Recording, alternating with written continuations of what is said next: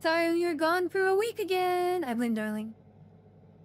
Yeah, last week was kind of high stress, but we're good now. All right, what are we doing?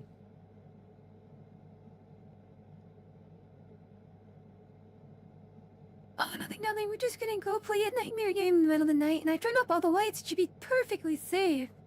We're gonna be in the game about going through nightmares. I think. You didn't like skip it.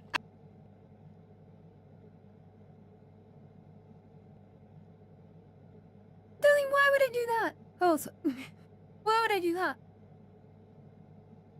Fair enough. Also, did you just like randomly gyrate in front of me? Ow!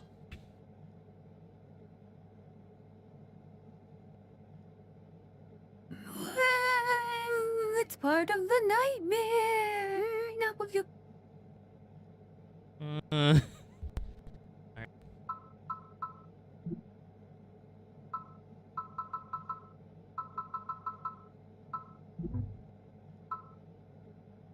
夢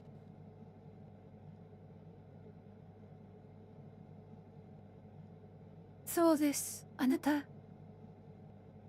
夢。行くぞ。行くぞ。Hey, what are you doing?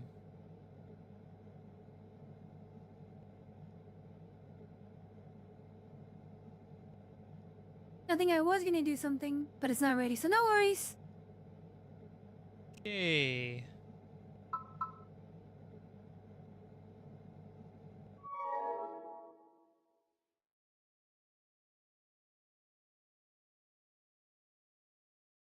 In total darkness and silence, preferably at night.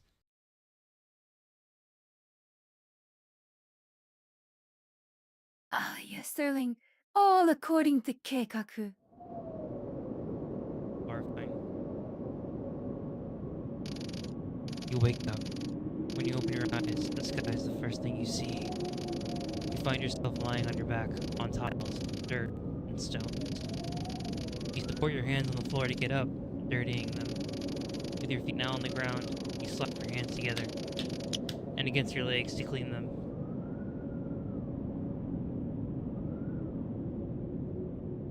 Thank you for the sound effects, darling. Top tier voice actress right here. Only the best. Alright.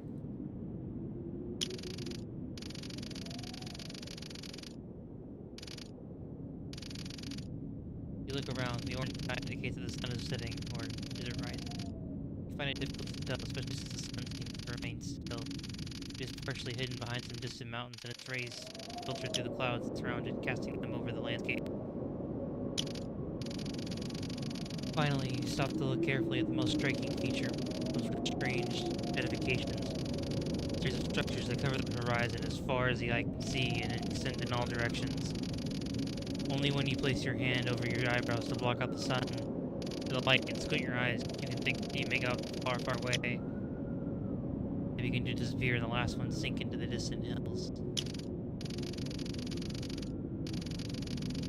You find yourself over one of them.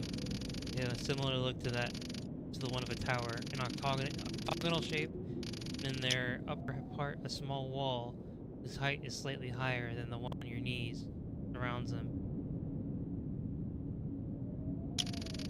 The towers seem to be made out of concrete. They have a reddish-brown color. When touched, it comes off easily and they just turn of the same color on your hands.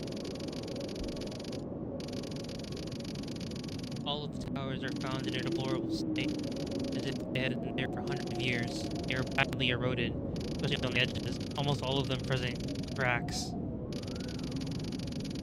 Fragile-looking pieces that could fall off at the slightest touch, or the damaged areas through which you can even see the steel structure inside.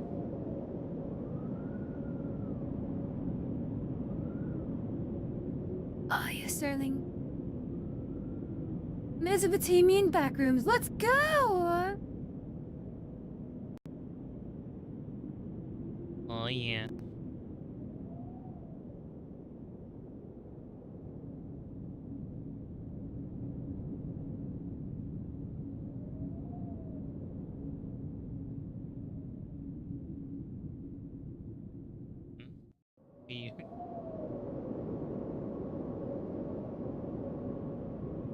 Just checking something.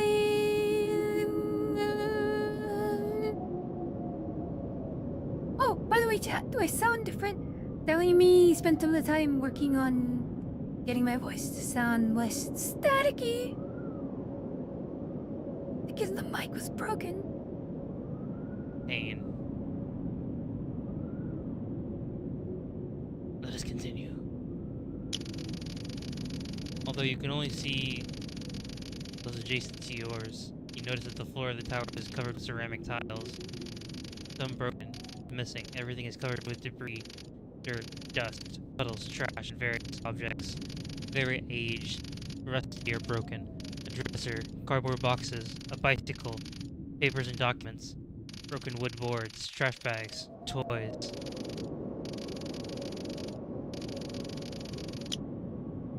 Oh my god, are you surrounded by bad dragons? Imagine.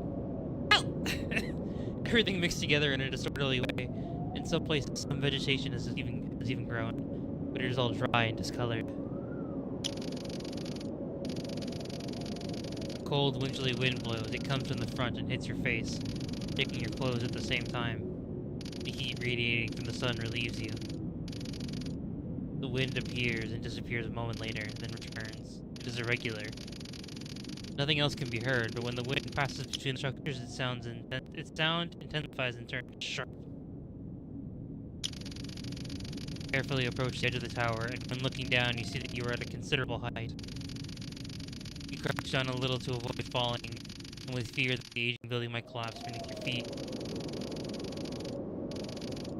The height seems to be one of the 10th floor, approximately, if not more. When looking down, you cannot see much. The shadow of the tower covers the whole zone in darkness. You can just make the greenish ground on the surface where the towers stand, and where, due to lack of sunlight, only a few weeds grow.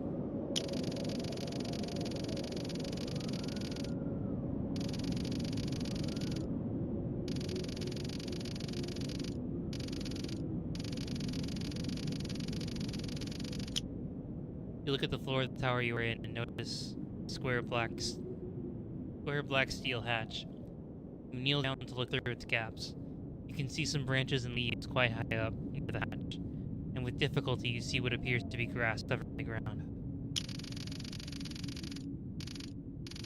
All around you there is nothing but towers, hills, and mountains.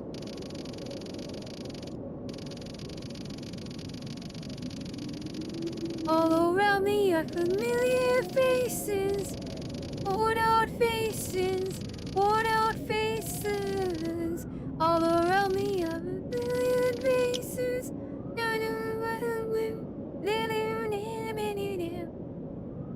I'm looking at you through the glass. Don't know how much time has passed. All I know is that it feels like forever. And no one ever tells you that forever feels like home. Sitting all alone inside your head. What is real? That is the question.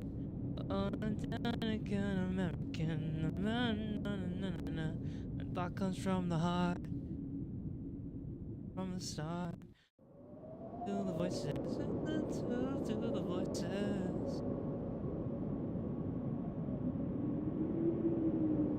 Darling, I'm more amazed that you know that song by heart. You truly were an emo little girl. Hey, you don't have to be depressed to know Stone Sour, okay?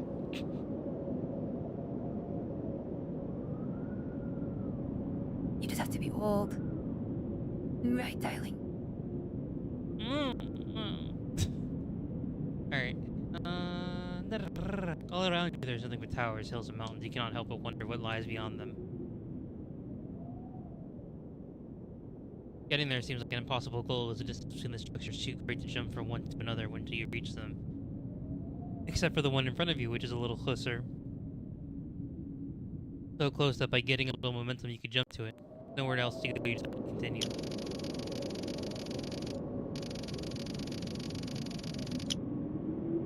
Do you jump to the tower in front to see what is there, or do you go through the hatch of the current tower?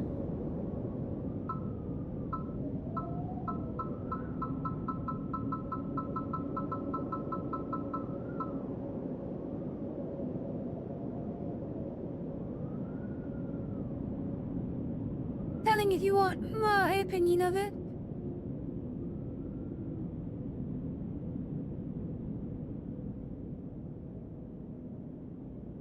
Darling, if you want my opinion of what you should do, go ahead and do. God damn it. Fuck it. Parkour! Now without some fear, you jump on the tower in front. However, it does not have anything to do different from the other one. Everything is full of rubble and trash. At this point you look around, and that is when you see something gold and shining. You get closer to pick up. It is a coin. You decide to keep it in case it might be useful. Look through the hatch, which is also located in the second tower. It is also dark, but to your surprise, the interior is very different.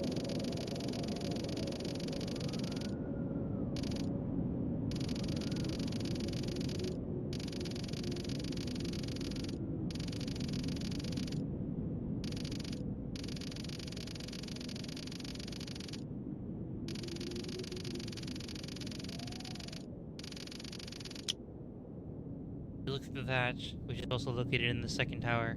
It is also dark, but to your surprise, the interior is very different. You can see that the floor is filled with water and that there are some rocks. There does not seem to be an easy way to get down. The height is greater than the one of the other hatch, as there is nothing to climb down. Despite this, you can be sure that you will jump if there is no other choice. Having made sure that there are no other way other than one of these two, you must make a decision. You go down through the hatch in the first tower or the one in the second?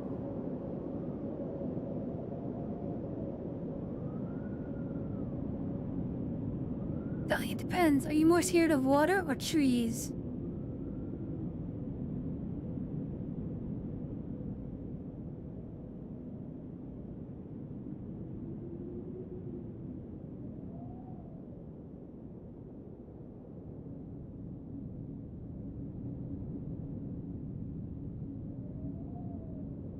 Are you scared to go down some trees, or are you scared to go into the water? Ah! Ma-na-na-na-na. Okay, let's do some trees.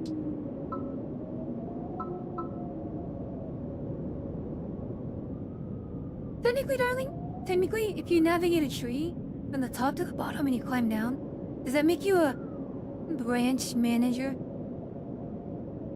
Fuck off.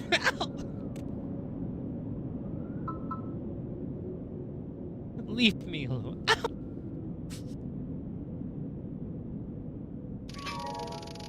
You decide to go down the first hatch. You jump back to the tower where you woke up. Open it and grab onto the branches as you can to descend.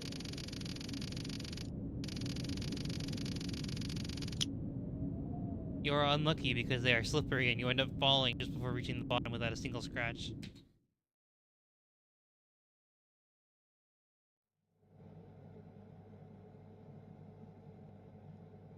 Ayo.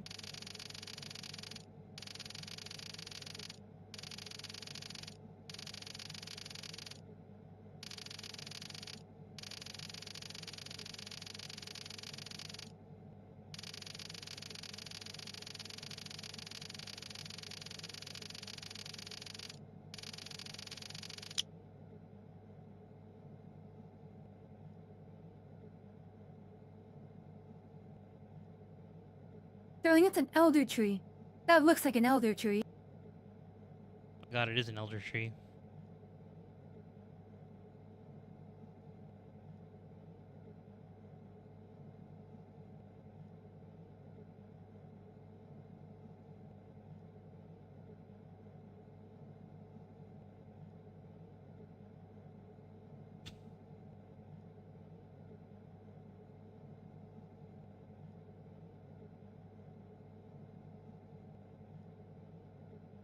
Darling, it does look like the GameCube though, doesn't it? It does. Anyway.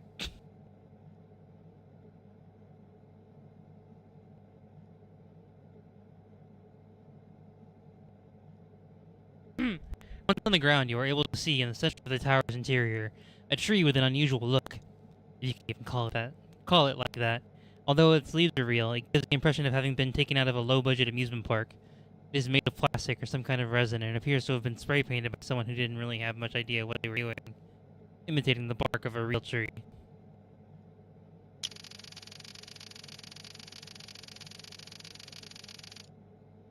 Its roots invade the surroundings, and its disturbing face watches you from the darkness with its drooping eyes.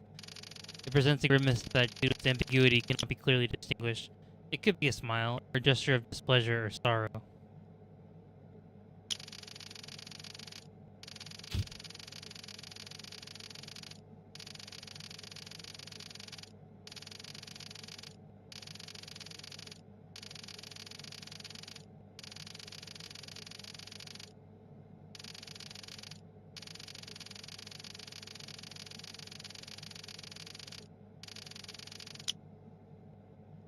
The room is almost on complete darkness, except for the light that manages to pass through the gaps in the hatch, making that the only thing you can see in the floor.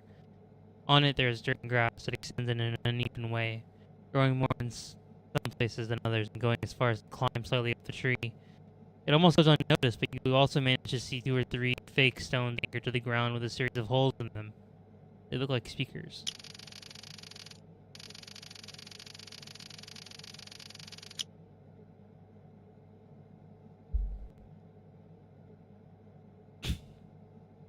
The atmosphere is generally quiet, except for the constant sound of what seems to be a ventilation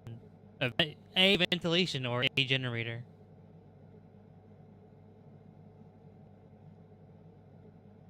Darling, one thing I did see is that in the options you can play the game in Spanish. I think the game was originally in...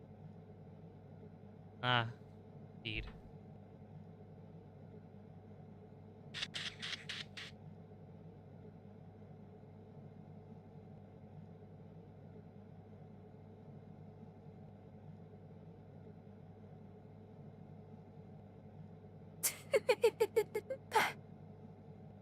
Darling, but the realization we could be playing this in Spanish. It overcame both of us, it looks like.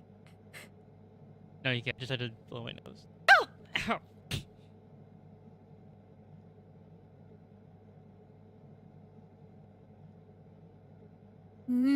Something only thing you can blow. Look at you! A tree! A tree! A tree! A tree! A tree! Change subject. Change. Ow! Ow! Ow. Next to the tree is a pole with a red metal box at the end.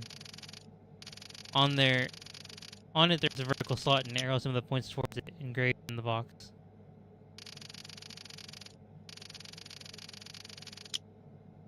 You doubt whether to use the coin or save it in case it might be useful later. Do you insert the coin in the slot?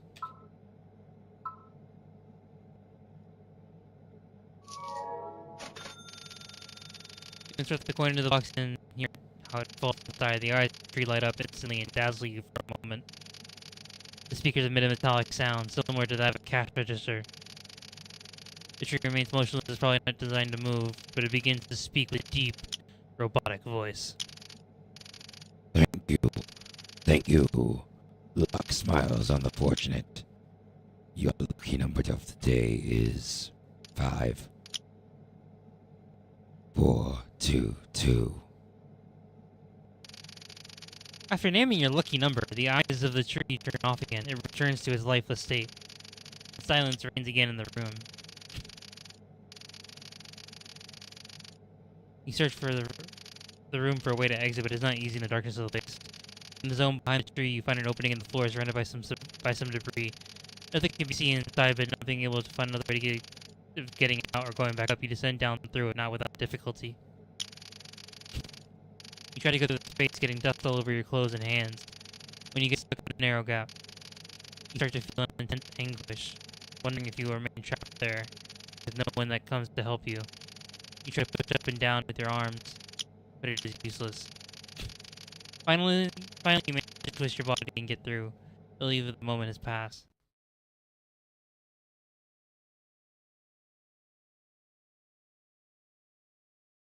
There you go.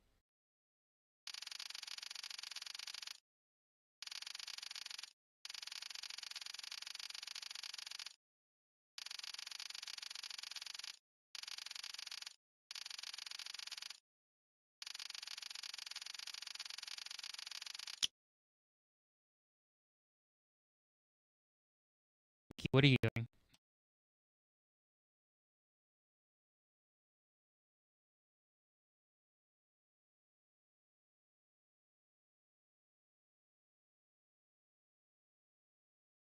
Oh, darling, there's no background music. Gotta jazz it up a little bit. Time enough.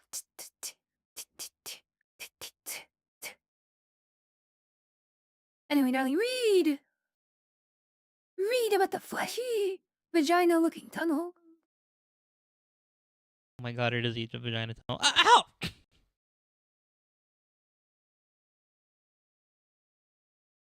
Darling, describe your descent deeper into the vagina tunnel. The meat tunnel. Is it a meat tunnel? Okay, anyway. You fall into a space that's hard to describe. There's complete silence, and a tunnel stretches out until disappearing into the darkness. It consists of spaces that are not quite square, but rather rectangular, with all their edges rounded. They follow a pattern. One of these wider spaces is followed by a narrower one. The tunnel is made of a thick glass, which also has intricate and meticulous engravings. Surprising work, even for an expert. The glass is translucent, but nothing can be seen through it. Outside, there is only darkness. Some colored lights come from somewhere and illuminate the glass from all directions, giving it diverse tones, many pink and gold.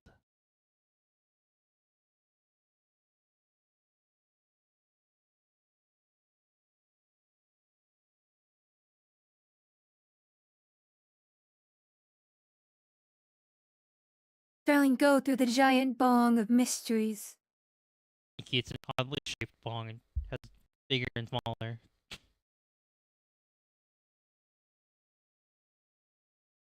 Ah, yes, darling, ribbed for her pleasure. Fuck off! Fuck. Ow! The intensity of the lights varies slowly. It increases and decreases dependently of the rest.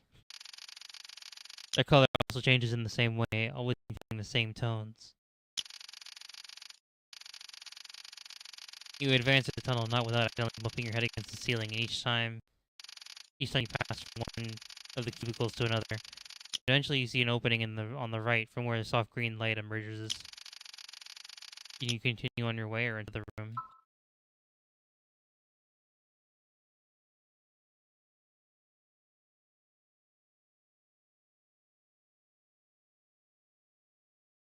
Darling, green means good, doesn't it? Maybe.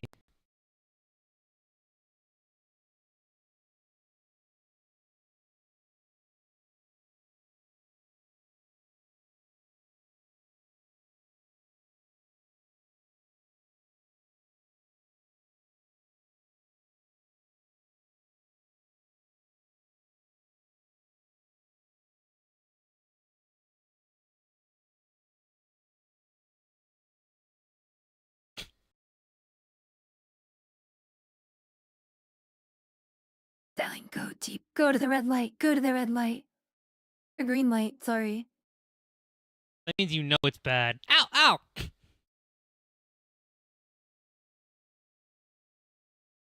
Darling, I know nothing except that green means good. Sometimes. Go to the light, darling. Go to the light. Doesn't that mean you die? Ow! Ow! Ow! Okay, fine. Oh no, it's a bad sound noise.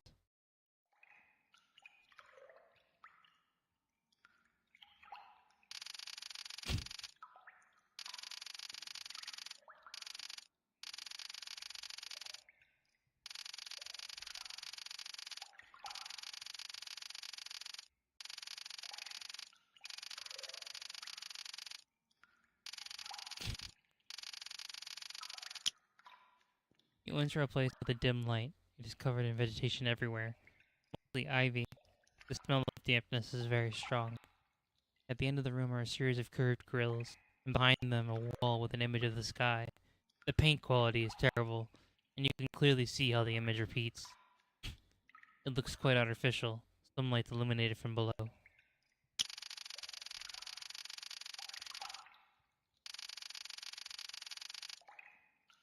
In the center of the room there is a pool filled with greenish water. The bottom cannot be seen due to the dirtiness. It is surrounded by a small rim to walk on. Ivy covers all the walls and hangs from the ceiling. In some areas, it falls into the water and spreads over it. Other weeds also grow at the bottom of the pond and protrude to the surface. Stone hexagon rises from the water, also eaten up by vegetation. On its center, a large and red button sends out to you. It is too far away to reach, but if you wanted, you could wade into the water to do it. You press the button.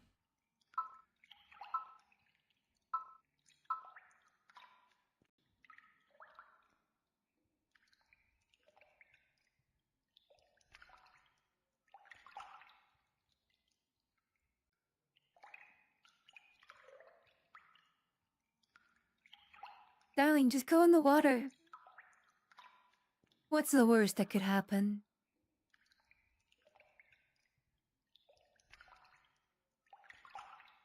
It's not like there's anything in the water. Maybe a water monster.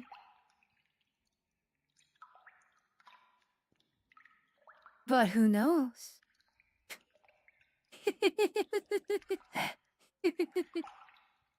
You know, you fuck it. Go big or go home. Let's go in the water. Press the button. With disgust, you wade into the murky water. Try to advance only as far as necessary, then stretch your arm out as far as you can and manage to press the button. Instantly, you hear the sound of run pipes and the water begins to drain. Once it is drained, you see a metallic object shining. It is a pair of keys. You take them. Oh, well, there you go! You turn around and go back to the glass tunnel.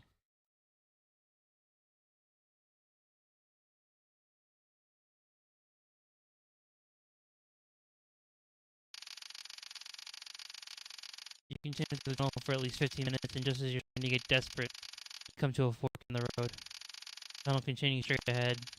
To your right, a small square metal door blocks the way. It has a dark green color and an industrial look. On one side, it has a slot for a coin. Since you don't have a coin anymore, forget about the door and continue straight ahead. You continue straight ahead until the tunnel ends. It leads to an old-looking corridor. Almost all of the decoration is made of dark, varnished wood. You keep walking until you find some stairs. You place your hand on the railing and descend.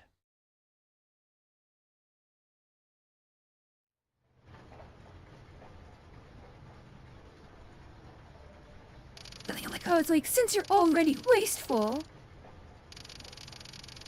No, since you already spent your money on a fucking tree. Once you're downstairs, you turn around to look at the place. You find yourself in a closed room. The floor is covered with cream-colored marble tiles, and on the ceiling a panel of fluorescent light shines. The steel structure at the back of the room immediately catches your eye. There are 4 escalators moving very slowly and calmly, all in perfect working order. Each one has a metal panel in front of it, and they are separated by a rounded piece, also made of steel. The 2 closest to the staircase descend from an upper floor, while the others go down to a lower floor. You are surprised to see that none of them allow to go to the upper floor. The sound of the stairs can be heard, especially when they get stuck for a moment on their pieces, or the pieces collide with each other. Even stranger is the fact that the piece above the stairs is so low that it doesn't allow accessing them normally. You can crawl on the floor to look through the opening. You crawl on the floor to look through the opening. You can see one of the stairs coming from the upper floor. Catches some small white lights illuminating the inside of the stairs. And another slightly more distant one coming from the other floor. If one could walk on them normally, you could go up, but this way you can only use the ones going down. Wanting to continue, you crouch down once more, this time beside the staircase on the far left side of the room. You then crawl inside until it begins to carry you down. Your hands are inevitably placed on the cold steps, and you want to reach the bottom as quickly as possible, fearing that some piece of clothing might get caught on the mechanism. Although the distance is short, the face of the stairs means it takes a full minute to descend, but you do it feels endless. You reach a small rectangular room, somewhat brighter and with a similar appearance to the previous one, with white walls and lights. There you find those 2 suitcases. Why do I keep saying suitcases?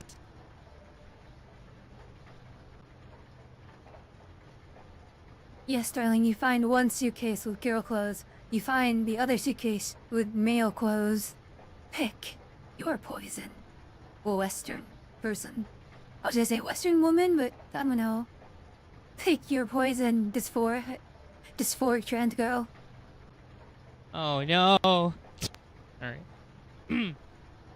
Then you find the two staircases, not suitcases, staircases that descend, and two more that continue downwards.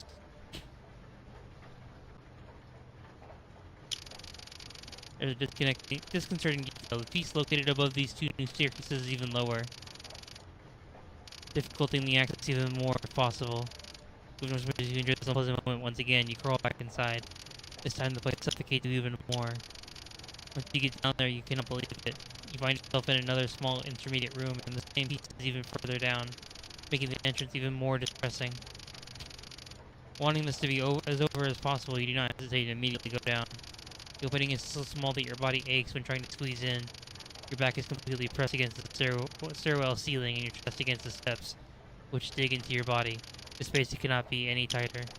As you descend, you cannot help but wonder what would happen if the stairs stopped now, or if some part of your body got trapped. You would not be able to escape. It is best not to think about it. Finally, you reach the other side, and it seems that it is finally over. There are no more stairs. You sigh with relief.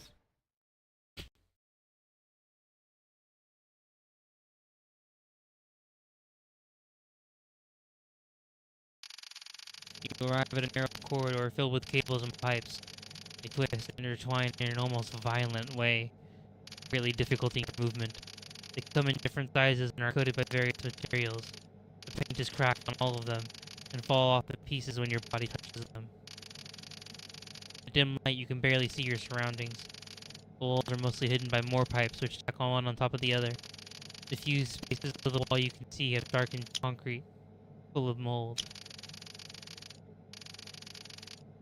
The floor is also covered in cables. These cushion your steps. There are so many that it is impossible not to walk on them. Everything is full of dust, both in the air and on everything in the place. It is difficult to breathe. Some cables are broken or have lost their sheathing. Constant and annoying static sound that comes from the end of the hallway can be heard. The smell is similar to that of a basement of an enclosed space. At the end of the corridor, you can see a white light that comes from the corner, illuminating the cables at the far end. Wanting to move forward, you head towards it. The space between the pipes narrows as you advance, and at a certain point, you twist painfully, trying to squeeze through. You feel like you're going to suffocate, all while you are pushing aside other cables dangling from the ceiling and emerging from the gaps between the pipes. Without you knowing how or from where, these make progressing even more difficult and constantly obstruct your path. You manage to reach the other side, feeling a deep relief. You continue walking down the corridor. At the end of it, you turn the corner and go down some stairs.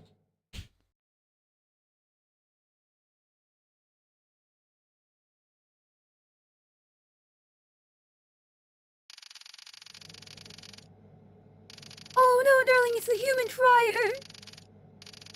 We're gonna make darling sick! In hell! Imagine.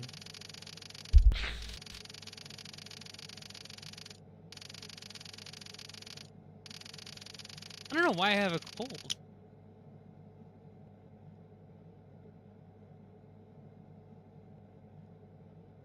Darling, it's all the suitcases and cables. And dust. The dust is giving you allergies.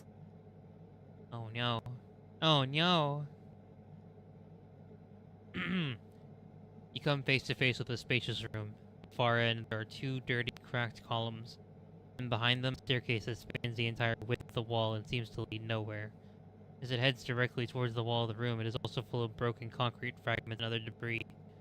Perhaps there was a collapse in that spot, or perhaps it was built from the start without any purpose.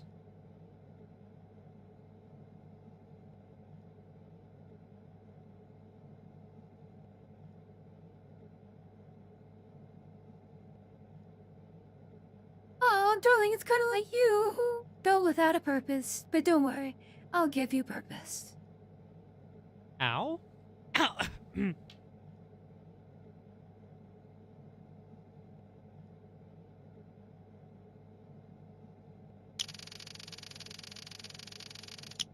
The sound of your footsteps on the metal floor echoes in the room.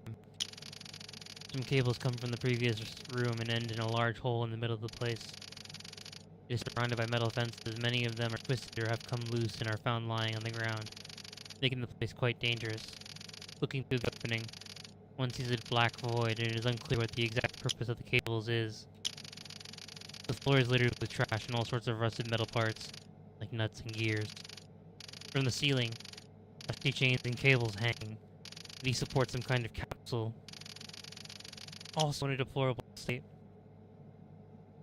A small ladder provides access to it.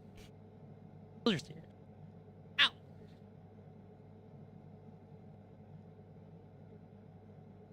Darling, when these stairs start to become ladders, and when the ladders become stairs. When f of x, where x is the degree of angle, or the degree of tilt, variable stairs equals, x less than 90 degrees, and variable, within the set, ladders greater than 90 degrees.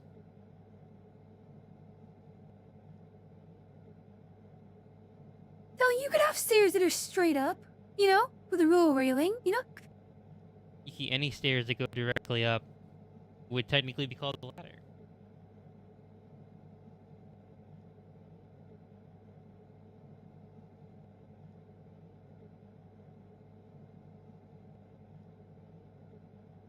Darling, what about the stairway to heaven? Those are technically ladders, because they're going up to heaven. Yeah, you keep the theta of the descent. Oh, hello, Madoka. Hello, cousin. The theta of the angle of the stairs is less than 90 degrees, therefore it is a ladder. It's stairs.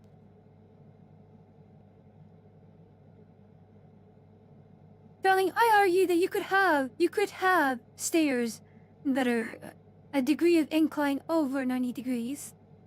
But if you had them 180 degrees, technically then that's a moving platform. Because you know it's a straight line. You know? Moving escalator, like a horizontal escalator. Therefore, stairs can be over 90 degrees. Because stairs go up in some degree. You can't go...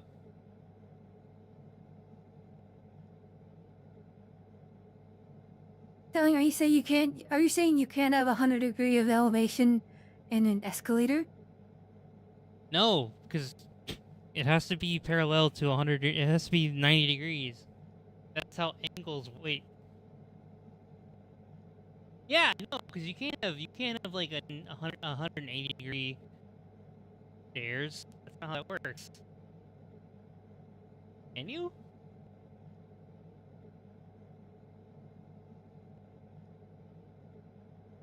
Well, technically, darling, you could have less than 90 degrees. You can have a negative 45 degree. Those are stairs that go downwards. Well, that's still less than 90. If you have if you have stairs going negative 90 degrees in degree of elevation, that's technically an automatic ladder. 90 degrees is a ladder.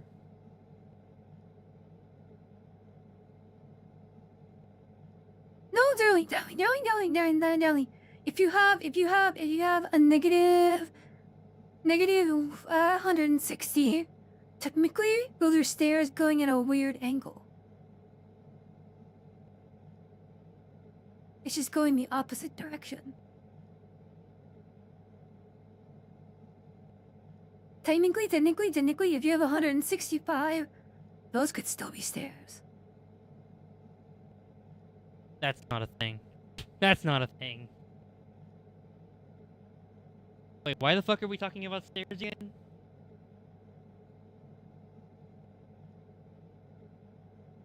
Darling, because the story said that those are at the ladder instead of a pair of stairs. Or instead of a stair. Wait, do stairs come in pairs? Oh no. Oh no! What the fuck? Wait. Iki, that's the thing. Do stairs come in pairs?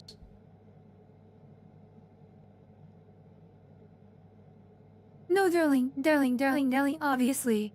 they come in technically you can go up twice and you can go down twice. So they come in quads. No, if you have 2 stairs to a location, technically that's a quad. You don't need 4 stairs. You just need 2 stairs because you can go up and down.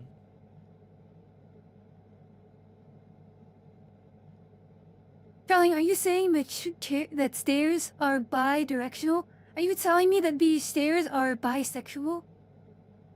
Oh my god, they go both ways! Also, hi, Crimson. What the fuck are we talking about?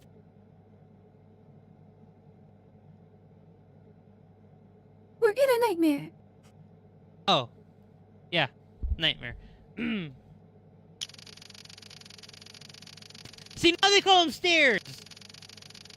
This is some inconsistent bullshit. They call them ladders, and then you press enter, and now it's a fucking stair. Come on. Come on.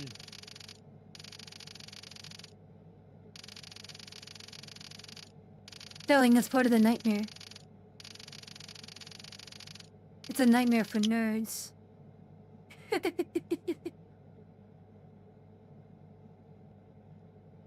I'm about to make your stairs into ladders, darling.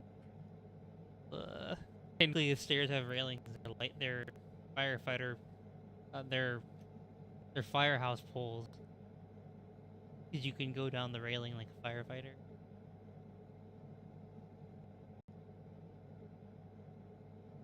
Darling, you're not going downstairs at 45 degrees. That would look so cool. You're just like, shh. Can we stop talking about stairs? Okay, alright. Alright.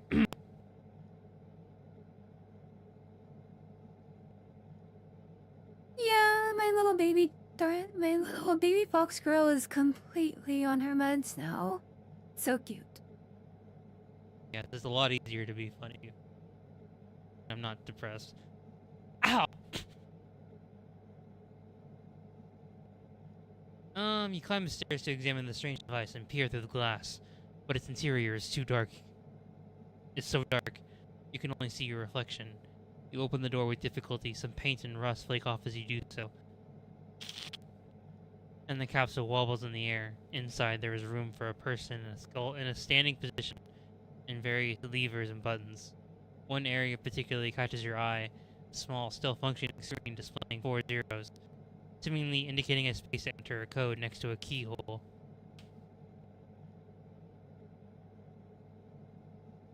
Darling, do you remember your magical lucky numbers? Do you remember a 4-digit code, darling? Huh? Are you smart enough to remember 4 numbers?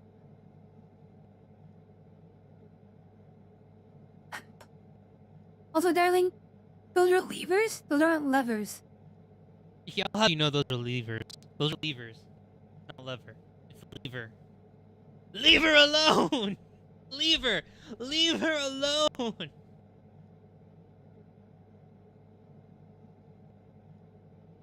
No, darling, it's lever! You have to lever like you've never leved her before!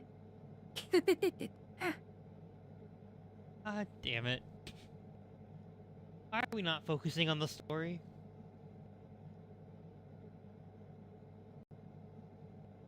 Darling, imagine a Chaos Foundry stream where we actually play game. Imagine. I can't. I mean, I can, but it involves you being tied to a piece of wood. Iki, Easter was a couple of days ago.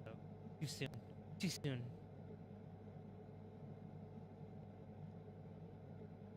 Darling, that joke was guaranteed to me 3,000 years ago. Oy vey. Alright. Across the room, you see an elevator. Its door is open. Do you try to activate the capsule, or do you head to the elevator? Capsule!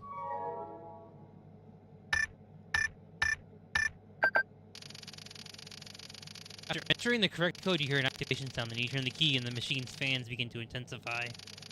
Several lights illuminate and it starts to shake. You fear it will fall due to the flimsy support that was holding it. You try to open the door again. It's locked. It seems like it cannot be opened once activated. Without knowing how, you fall into a deep sleep.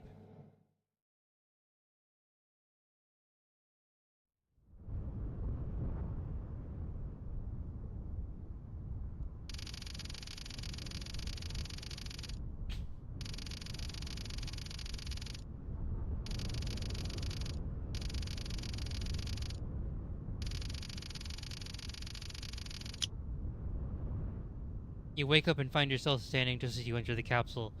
Before your eyes is a plane that extends to infinity. There's an autumnal atmosphere, and a barely perceptible breeze blows.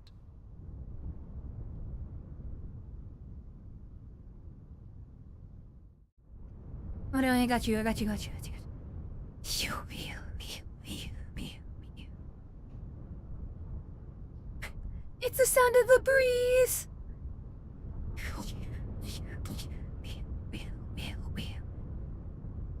The mechanical breeze. Oh no.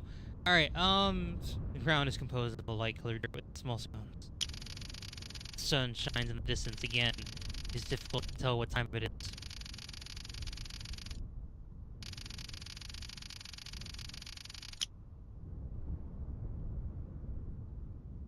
Mickey, what are you doing?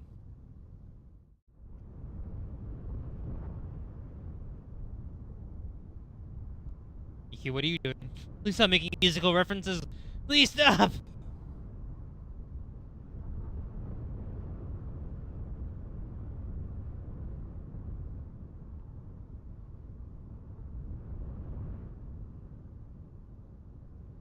Does anybody know what time it is?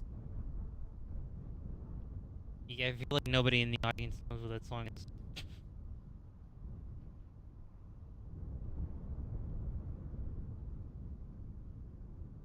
Telling considering our analytics? Yes, they do. Wait, what do you mean by that?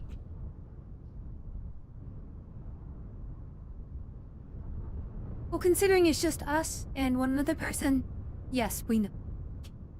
Pain. The sun shines in the distance again. It is difficult to tell what time it is. You look around and see only distant mountains. Unease begins to grow when you realize the capsule is nowhere around.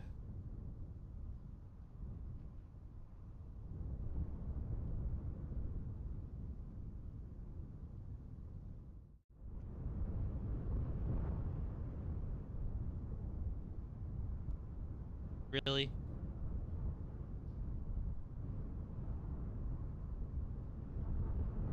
Telling it fits! It fits! Auntie over here playing songs from the 70s.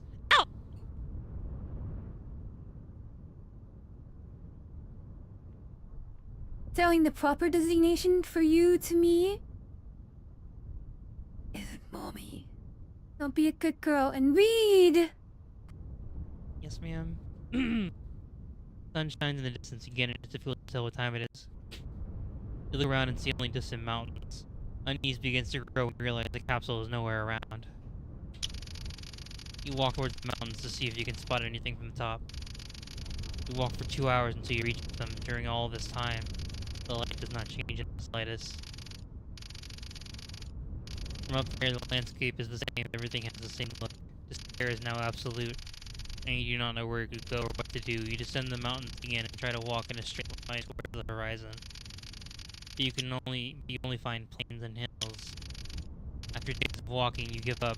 You find yourself trapped in an empty world. It is useless. There is no way to go back. There are no animals, no rivers or beaches, nothing. You feel as if you have been abandoned, and a chilling loneliness washes over you. Oh no, it's one of the first endings!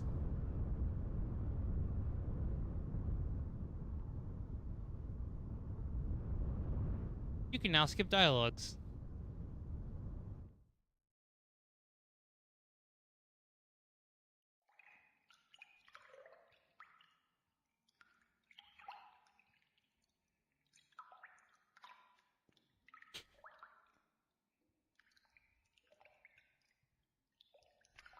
Well, darling, now we have to get the other endings. It is one where you actually escape. Hmm.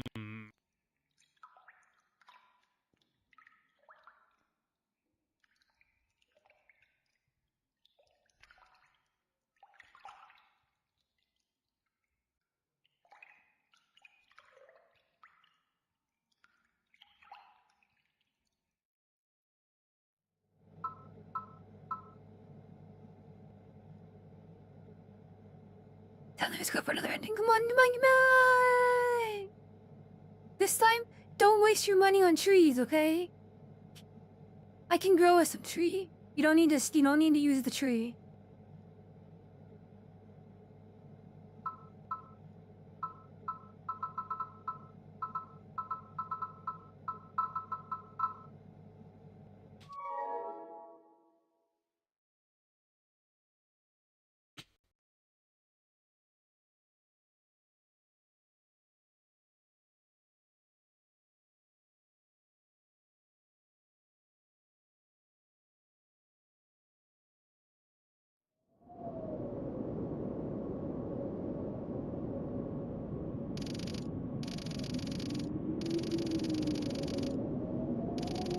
You wake up, open your eyes. The sky is the first thing you see.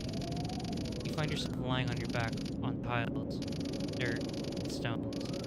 You support your hands on the floor to get up, dirtying them. With your feet now on the ground, you slap your hands together and against your legs to clean them. You look around and the orange sky indicates that the sun is setting. Or is it rising? You find it difficult to tell the time, but just the sun seems to remain still. It is partially hidden behind some distant mountains, and its rays filter through the clouds that surround it, passing them over the landscape. Finally, you stop to look carefully at the most striking feature. Some sort of strange edifications, a series of structures that cover the horizon as far as the eye can see and extend in all directions. Only when you place your hand over your eyebrows to block out the light and squint your eyes, you make out that far away they begin to disappear, and the last one sink into the distant hills. In fact, you find yourself over one of them. They have a similar look to the one of a tower. In a octagonal shape, and in their upper part a small wall, whose height is slightly higher than the one of your knees, surrounds them. The tower seems to be made out of concrete. They have a reddish brown color. When touched, it comes off easily and leaves dirt of the same color on your hands. All of the towers are found in a deplorable state, as if they have been there for hundreds of years. They are badly eroded, especially on the edges. Almost all of them present cracks, fragile-looking pieces that could fall off at the slightest touch, or damaged areas through which you could even see the steel structure inside.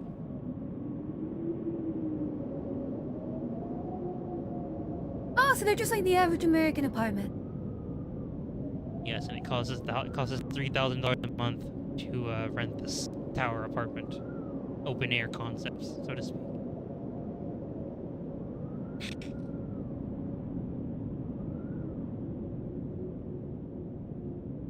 See, Larry, method they can make human zoos. They just have like an open plot of land. They just go, oh yeah, no, this is a open concept apartment. There are no walls. Oh god.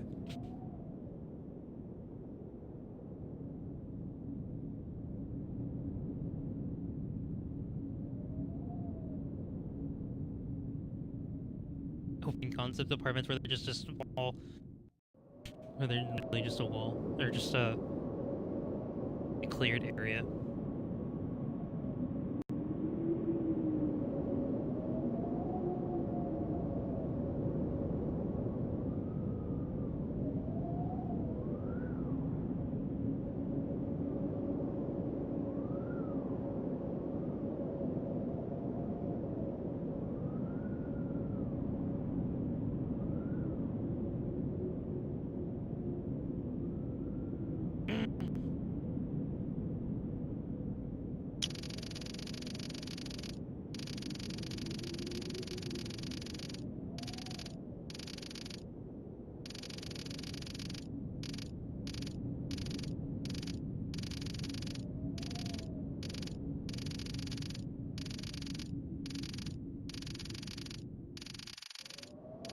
Although you can only see those adjacent to yours, you notice that the floor of the towers is covered with ceramic tiles.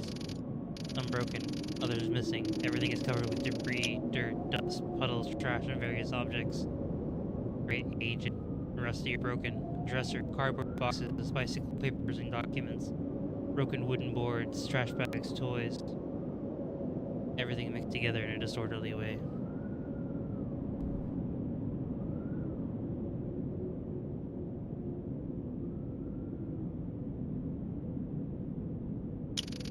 blah, everything's on fire.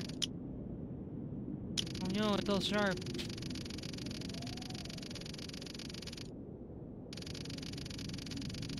Apparently we can skip dialogue. Skip.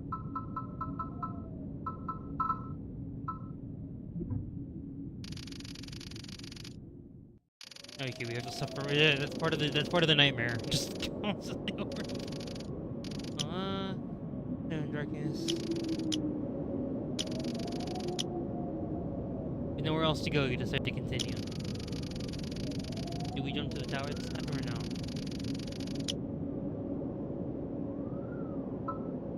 Well, darling, you have to get the coin. Ah.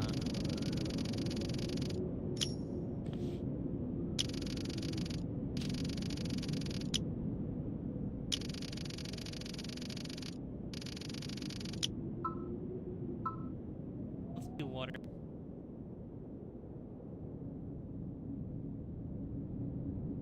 Let's do the ocean. Wait, darling. Wait, darling. Let's see.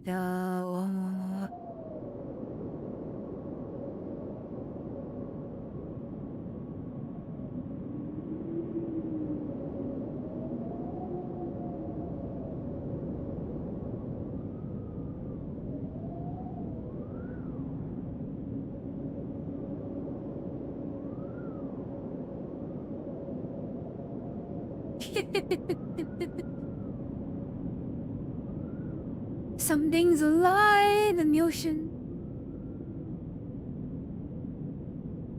Indeed. To the water. Let's try to climb down to the hatch to see in the second tower.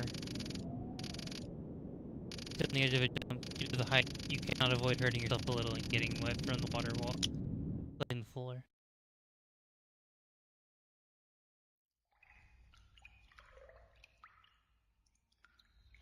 Hey yo. The water covers your feet. The atmosphere is cold and humid. You hear the soft sound of water when walking. Beyond that, silence reigns. The water is very murky and it's impossible to distinguish anything in it. Walls of the place are covered with small tiles, similar to the ones you would find in a swimming pool.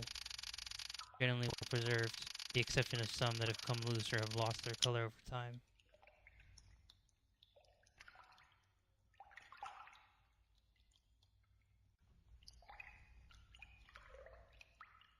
Oh, darling, we're in the forums. Let's go. Oh no. The Netflix adaptation of the pool rooms. The left side of the room is full of stone statues of half-naked women who seem to stare at you, all of them oriented towards you without exception. It is impossible to determine their age. Many of them have cracks and lost parts of their bodies, such as an arm. On the walls and faces of the statues, the reflection of the water dances gently, making them sparkle slightly when the light hits the tiny droplets of moisture covering them, and offering the occasional opportunity of seeing some of their areas in greater detail. On the right, there are more statues. These, on the other hand, lie scattered on the ground and piled on top of each other carelessly, almost as if they have been despised. Their condition is also much worse. You feel like you have entered a place where you should not. Almost as if the silence of the statues is pushing for you to leave. You cannot help but feel that they are alive, and that they live here. Near the back of the room, you notice some sort of rounded well, also covered with these small tiles. You peer inside and see a deep darkness that has no end. Having no other place to go, you gather some courage and step into the darkness.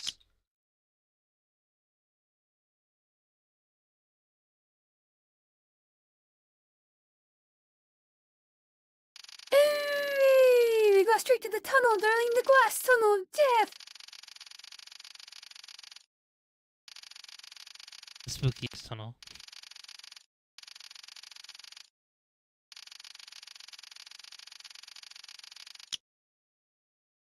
Fall into a place that is hard to describe. There is complete silence, and a tunnel stretches out until disappearing into the darkness. It consists of spaces that are not quite square, but rather rectangular, with their edges rounded. They follow a pattern. One of these wider spaces is followed by a narrower one. The tunnel is made of a thick glass, which also has intricate, meticulous engravings. A surprising work, even for an expert. The glass is translucent, but nothing can be seen through it. Outside, there is only darkness. and colored lights come from somewhere and illuminate the glass from all directions, giving it diverse tones, mainly pink and gold. The intensity of the light varies slowly, increases and decreases independently of the rest. The color also changes the same way, also maintaining the same tones. You advance through the tunnel, not without accidentally bumping your head against the ceiling each time you pass from one of the cubicles to the other. Eventually, you see an opening on the right where a sort of soft green light emerges. Continue on your way or into the room.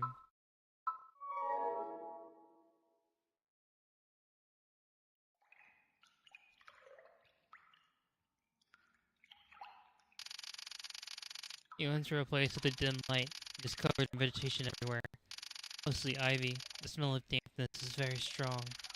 At the end of the room are a series of curved grills, and behind them a wall with an image of the sky. The paint quality is terrible. The print quality is terrible.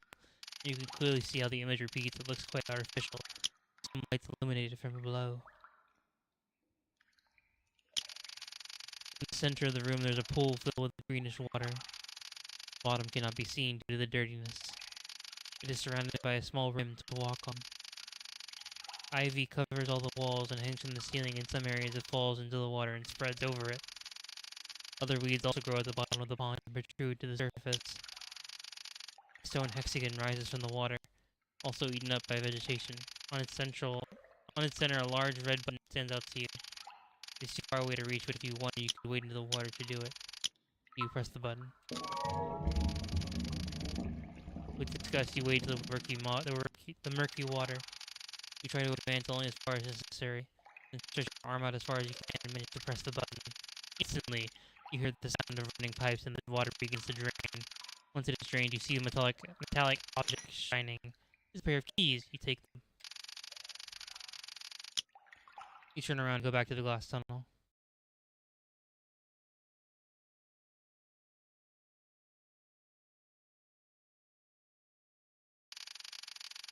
You continue through the tunnel for at least 15 minutes.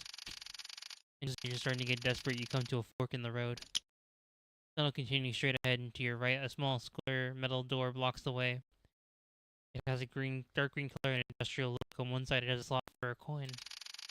Where do you go from here? Coin! With a loud creak, you open the heavy hatch and continue. You advance until you reach a place where there is dirt. Eventually, you come across an entrance to a cave. As narrow as, or even narrower than the glass tunnel. The light is lost inside. You crawl inside.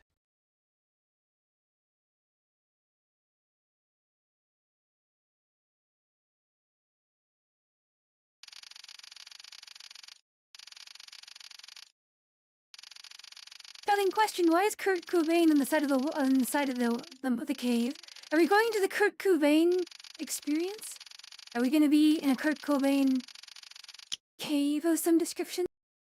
Wait, where do you see Kurt Cobain?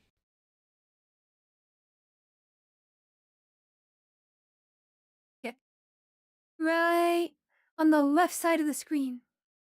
You don't see Kurt Cobain? He's staring at you. He's like, giving you the like spooky stare, like how I look at you during lunchtime.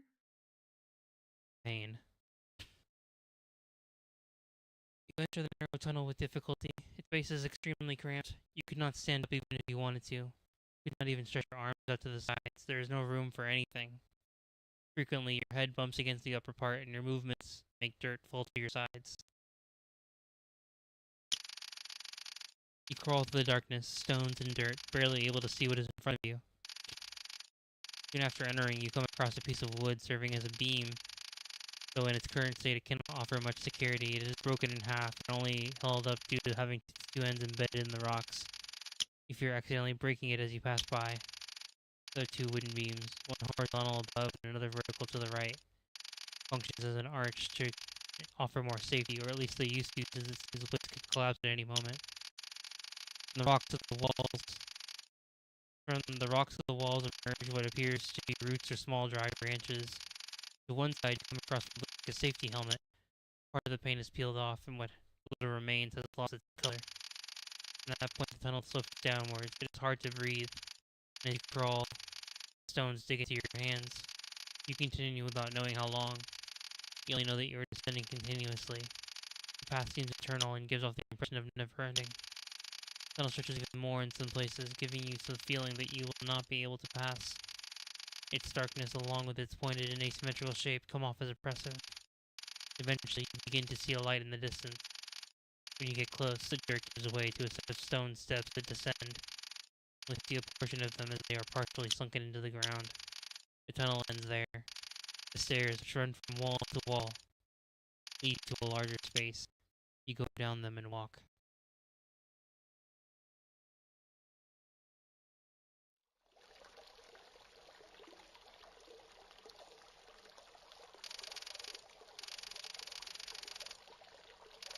As you move forward, you find a kind of underground plaza. You turn your head in all directions. The size of the place is abysmal. In this entry, you can make out something. You walk toward it. On arrival, you find a large marble fountain. Water gushes from the top of it and falls in cascades until reaching the base. Its sound resonates in the amplitude of the place. The plaza is surrounded by shops that form a curve before leading to another corridor that plunges into darkness. You approach some of them to take a closer look. The shop storefronts have light, brighter and some softer than others. There are shops of all kinds. In some storefronts there are mannequins with different kinds of clothes who have been placed in various poses. In others, a wide variety of watches and jewels are displayed. Silver and white colors stand out and shine with the reflection of the lights. The shops are open, however, there is no light inside them. Some of the light from outside is able to reach their interior, which allows you to see the details. You look inside a few. They all have products just as if they were still open to the public.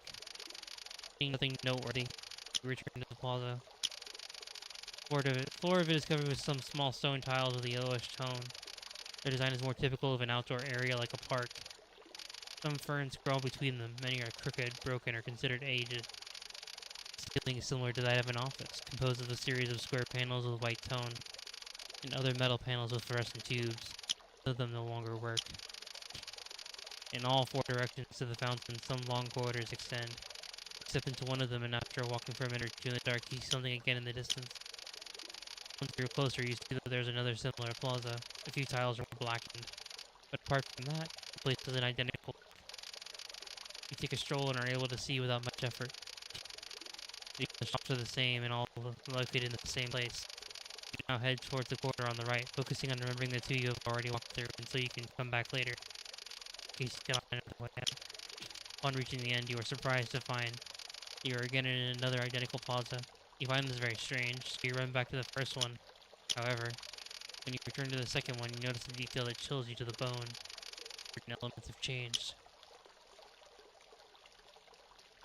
The fountain water is somewhat murkier, and over it, dust and dirt have accumulated, just like on the shop storefronts. You don't know what's happening. Are you in a different place, or what's going on? The mannequins are on the floor. Others are no longer dressed or have missing body parts, which are also scattered haphazardly in the shop storefront. In the other stores, the jewelry is in a similar way, tossed about, twisted, or arranged unevenly. Many of the displays where they shined before are now empty. Keep running until reaching the first plaza. This one has also changed and is even worse. Many of the ceiling lamps are now burned out. Others flicker as if they were not far from going out the same way. Some of the panels of the ceiling are broken or fallen to the floor, and one can see cables and steel bars through the gaps they have left. The green ferns that grew between the tiles are now withered. Water no longer flows from the fountain, and now there's only the one at the bottom, which is stagnant and has acquired a greenish and black tone. Without the fountain, now only the most profound silence reigns, and your footsteps can be heard across the vastness of the plaza.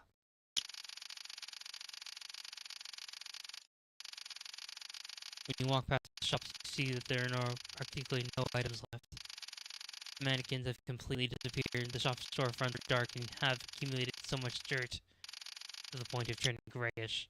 The inside of the shops is also in a terrible state, many of their shutters drawn, accumulating rust and grime.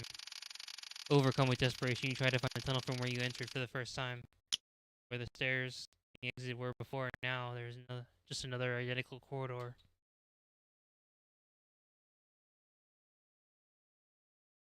Third ending! Let's go, Iki.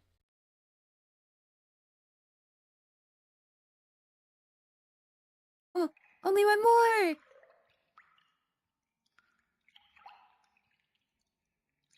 Indeed.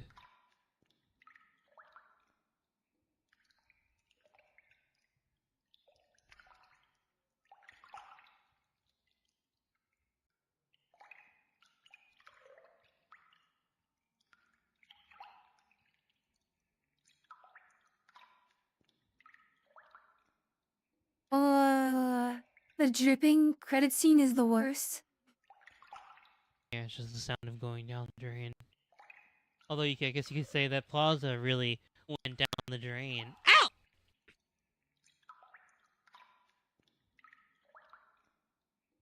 Cute but stupid.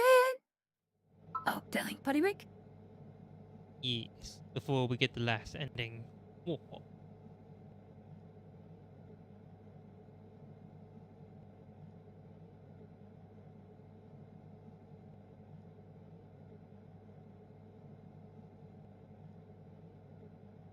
Bye, darling.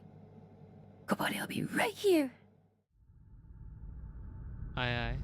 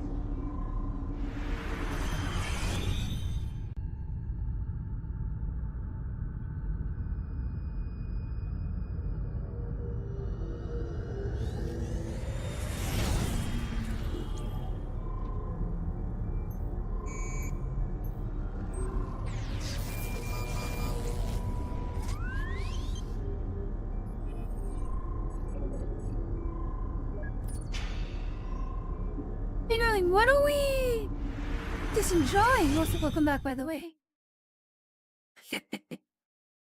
Why do you want to do? Ow! Ow! Okay.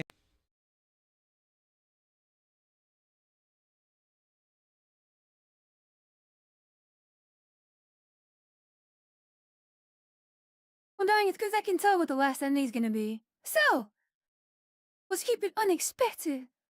Also, I fixed the display, by the way. What?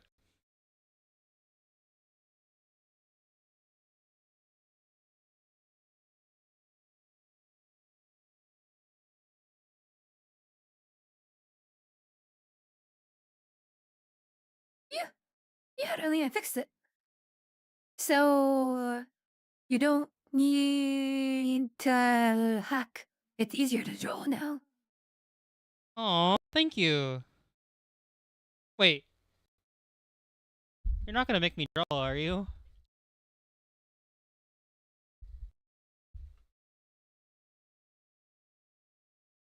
Oh, my sweet, sweet summer child.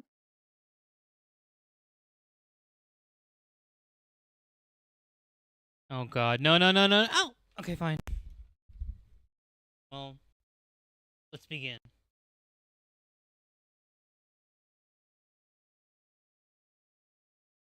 But everybody's wrong. I'm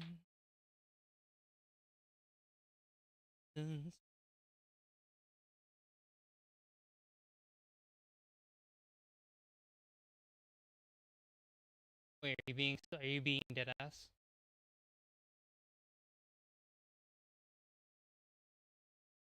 Yes, darling. Very deadass. I did that, yeah. Well, I worked with the hag, and the hag fixed our tablet and then fixed Krita. Ooh, it works now! Pain. Okay. Fine.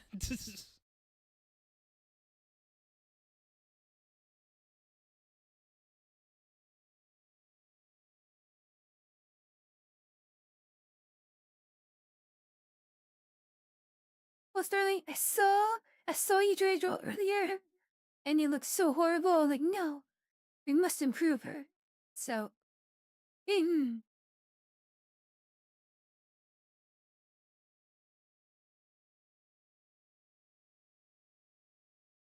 let's see. That what's that sound? Everybody, look what's going down.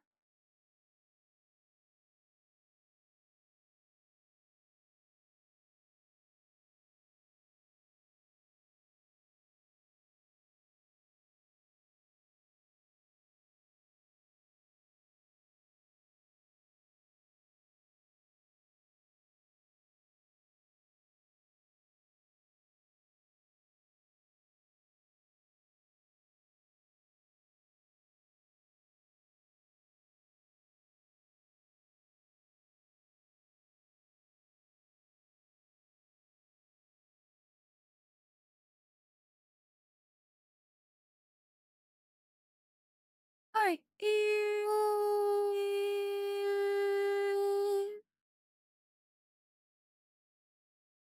There we go. Wait, what? What?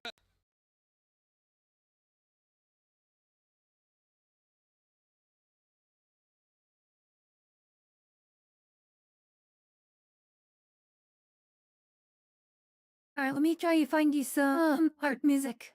Let me see. Oh, it's actually goes pretty hard.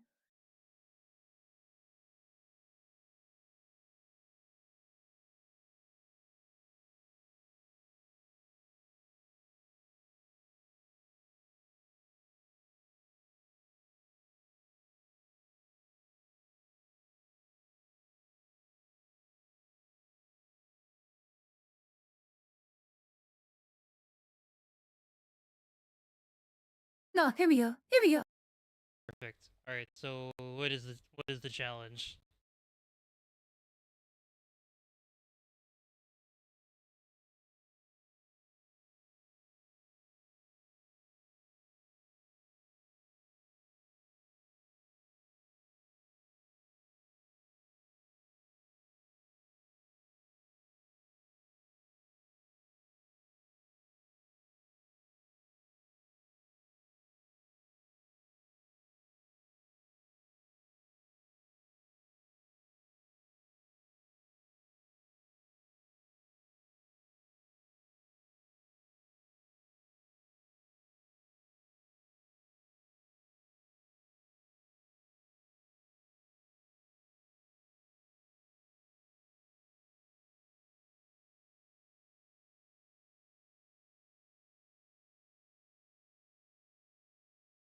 Wait, what are you actually updating it?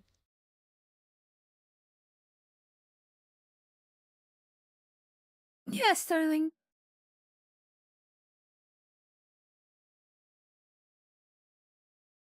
Let me see. Let me see. Blah blah blah blah blah blah blah.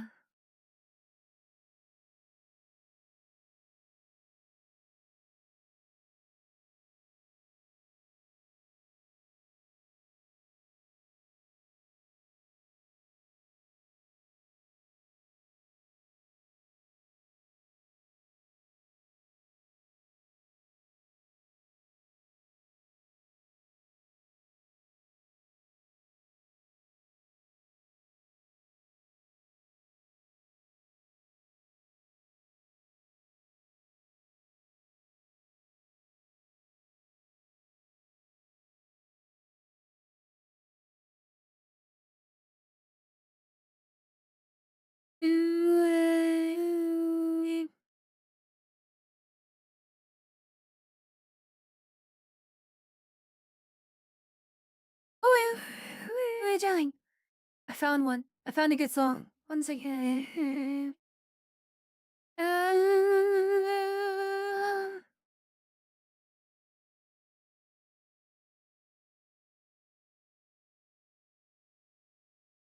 One second. Ah, here we go.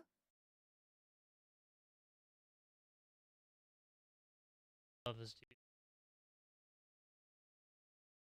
Fade.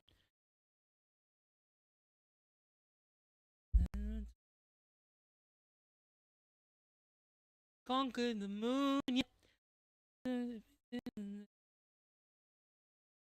Hearts and rockets and only the waves instead.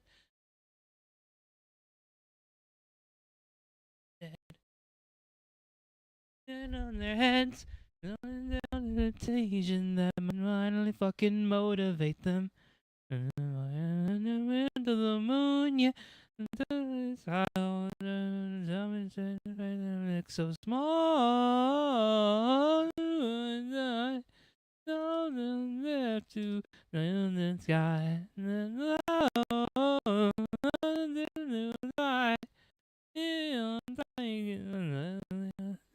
the eye.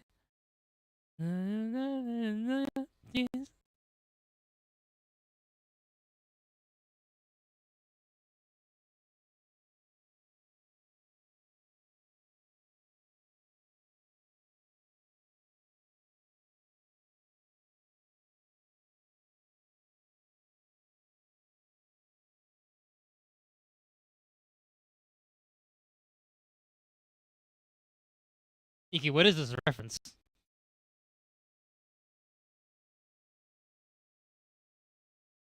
Darling, it's a refresher. One, break it into pieces or break it into parts. And give me your best free hand now with the tallow. Hmm.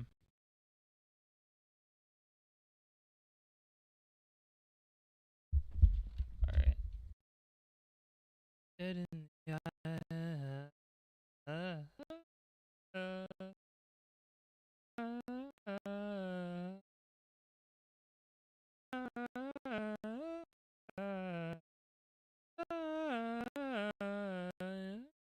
in the eye. Dead in the eye. Oh, none the door. Dead in the eye.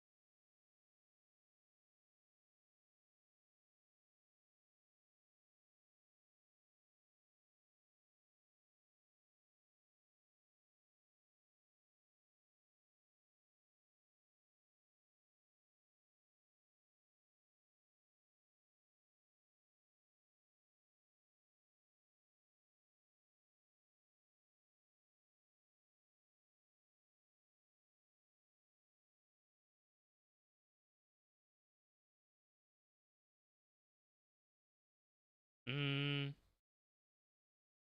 if we start from the face, right?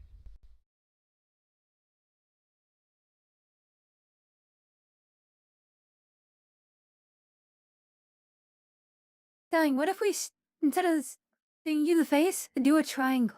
Do our, like, a bottom of a triangle. Oh, like a reverse triangle? Okay.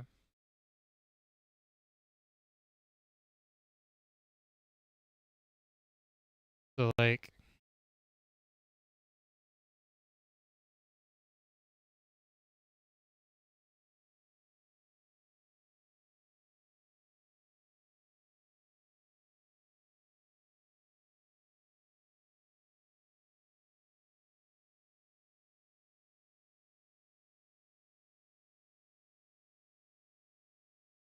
Oh, Dang, you know you like this one. Okay, because this one is ear candy. Alright, so face.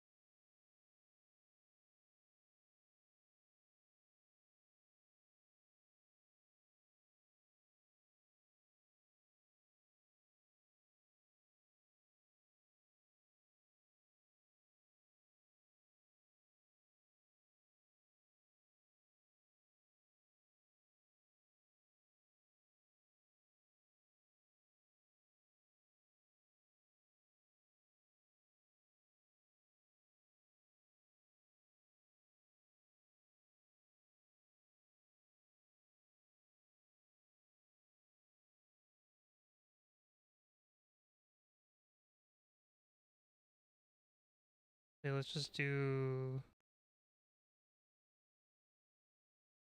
Hey, can you find me a better reference than this?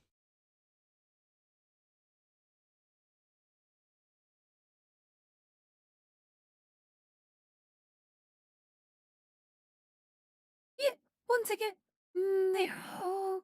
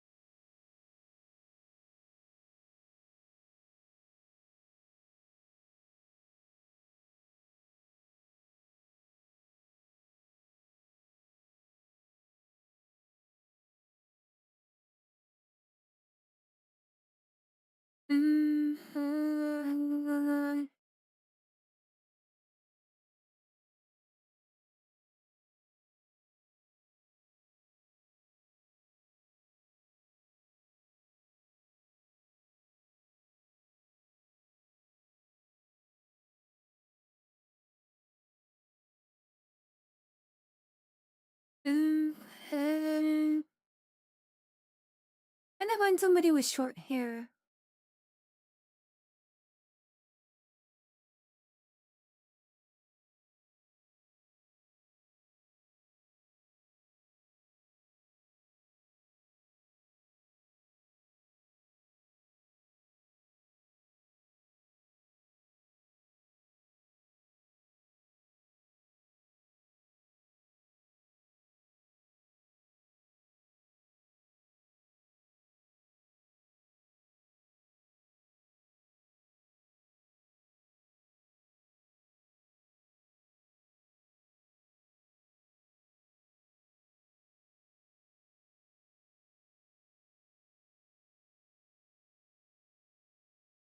Um,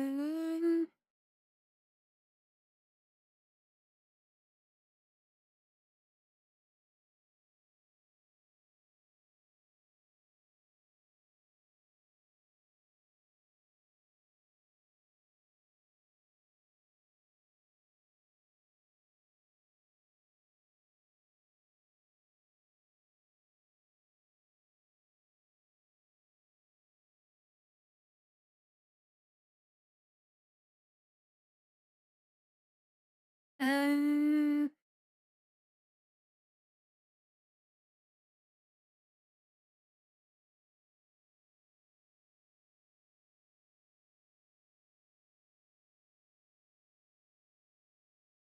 um,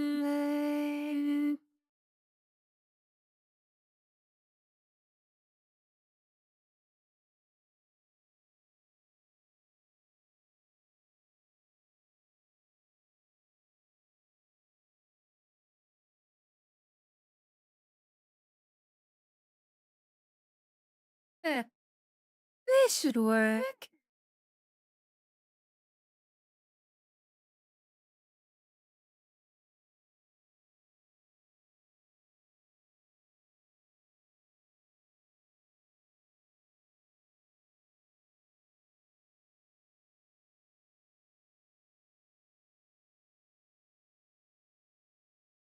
Oh, and darling, it even has proper transparency.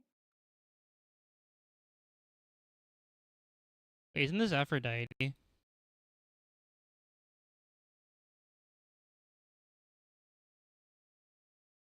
Yes, darling, so if you fuck up, it's a divine punishment. No. Oh.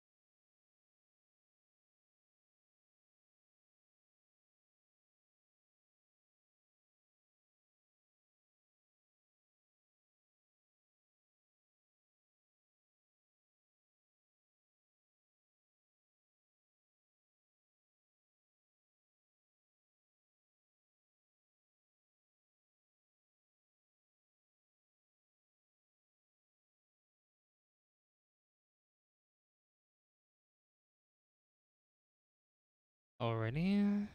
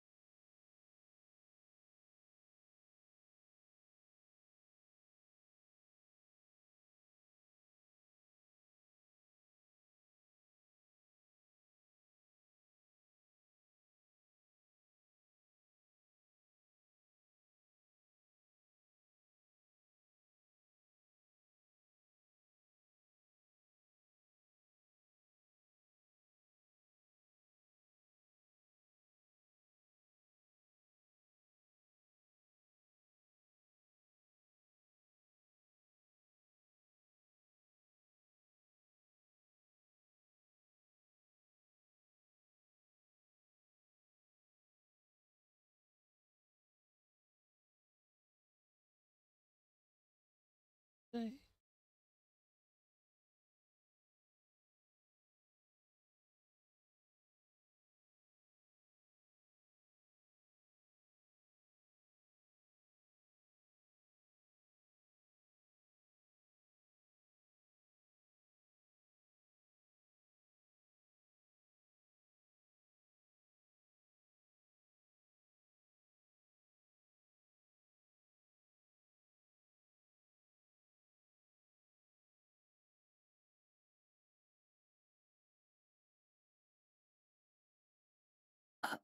Uh, There we go. Changing up the vibe.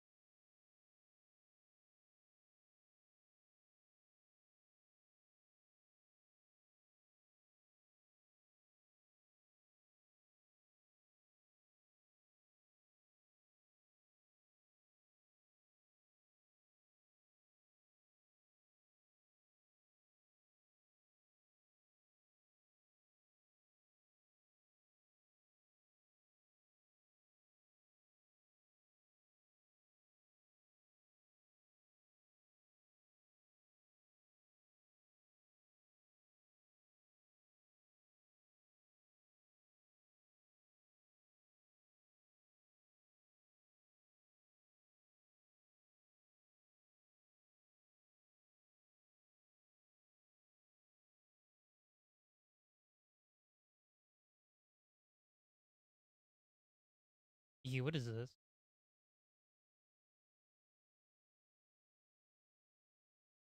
Darling, it's a song with the person that we are drawing. Hehehehe. Hmm.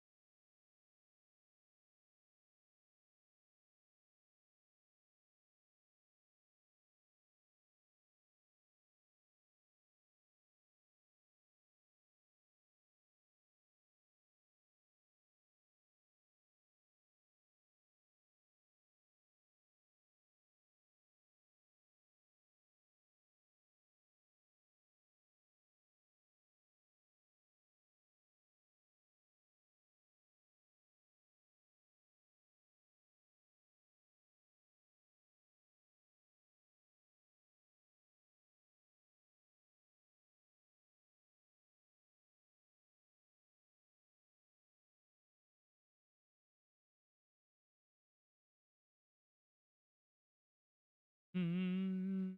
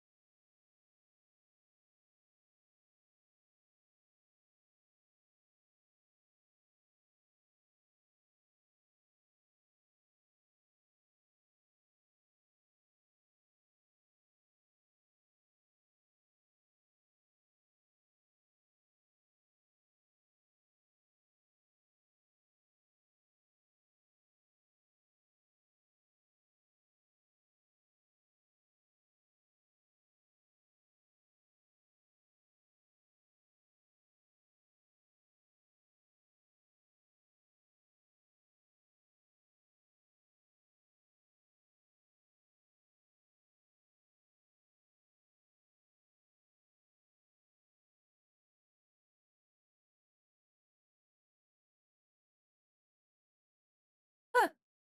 Here we go.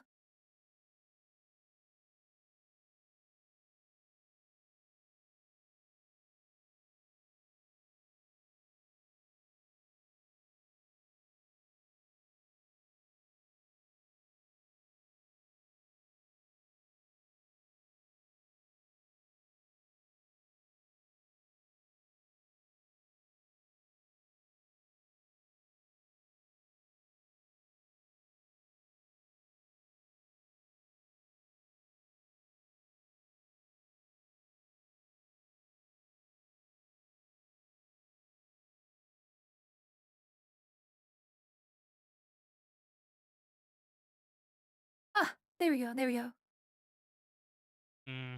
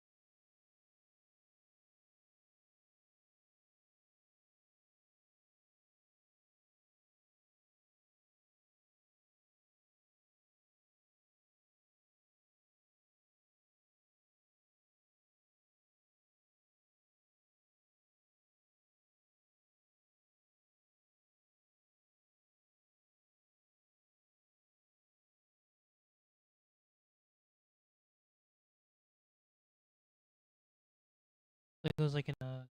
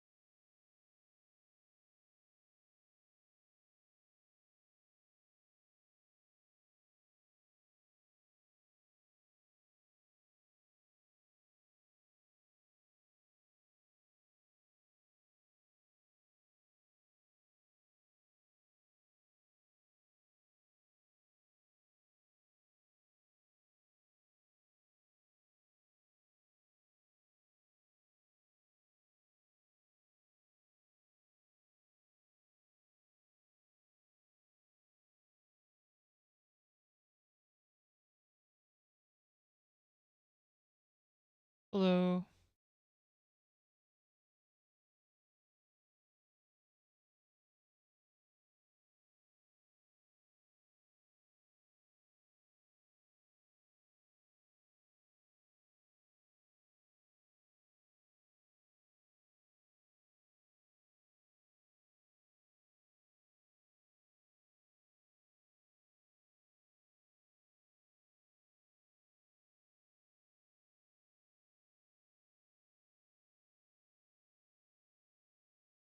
Mm-hmm.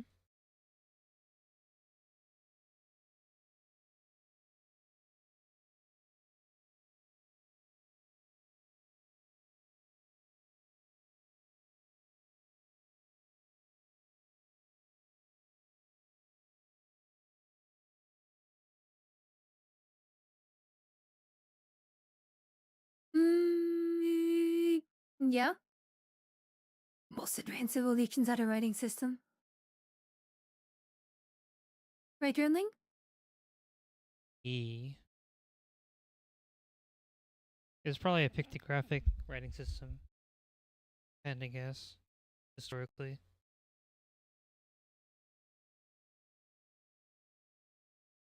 not sure. Honestly,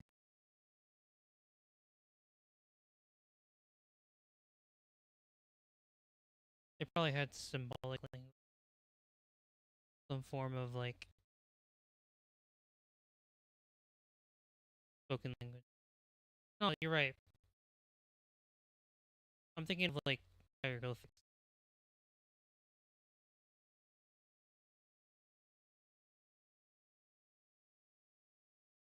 Yeah, darling, pictography is in writing. Yeah, It's darling, pictures. pictography is in writing. It's pictures. Obviously, it's pictures. Logographic. Yeah.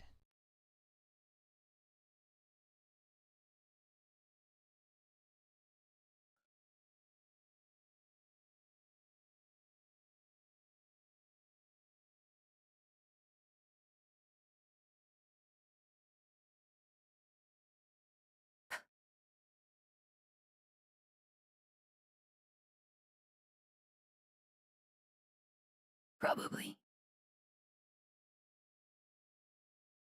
The Inca have writing. Probably some lost way of communicating.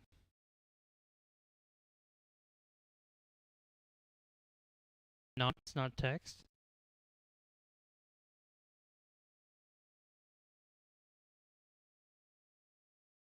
Hmm. That's an interesting thing to learn.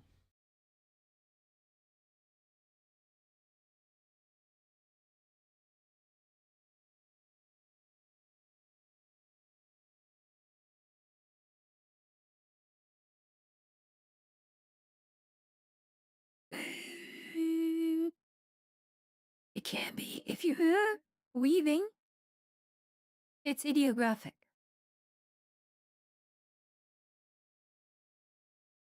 Because technically, weaving is not, aren't they? Weaving is weaving.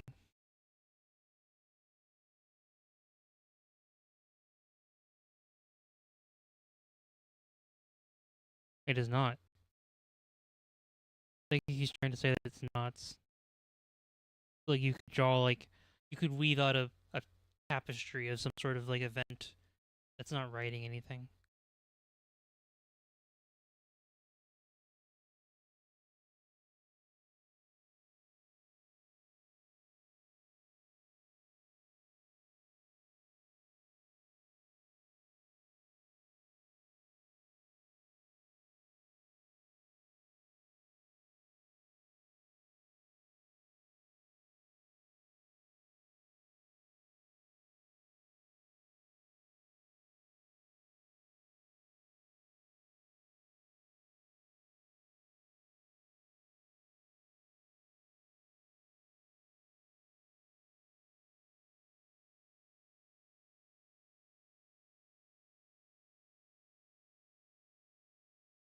Oh, like Morse code? Or like, what are those called, darling? I mean magnetic memory or rote memory.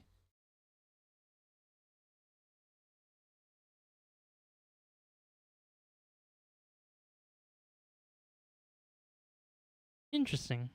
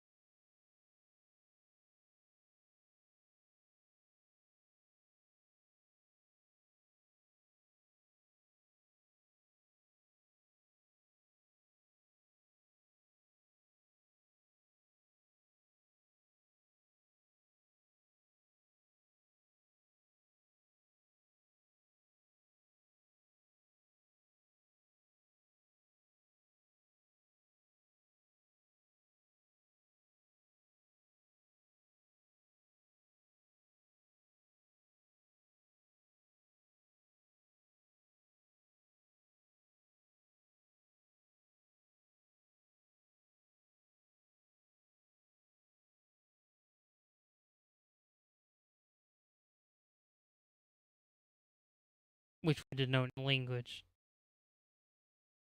Mm, not entirely sure, honestly.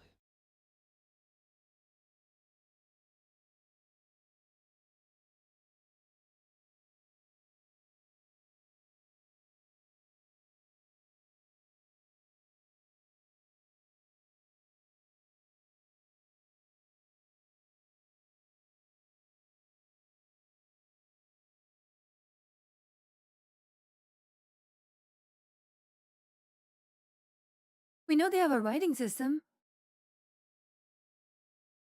Oh, yeah. Mine's always been buggy, but Darlene's can be buggy too sometimes because of the bitrate. Or we're trying to fix it in the background. That's why we're so quiet. Yeah. Sorry about that.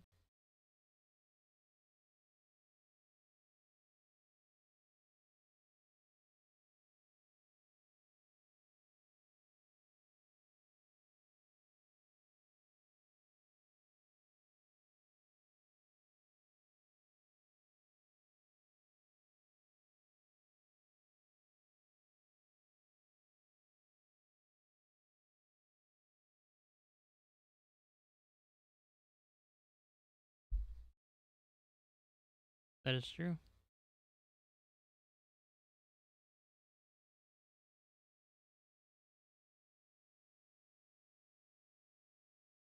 Telling, it's because they didn't have thought.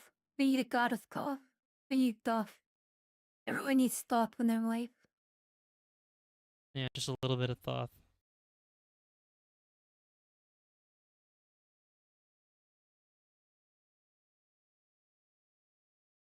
See the joke there. What is the joke there?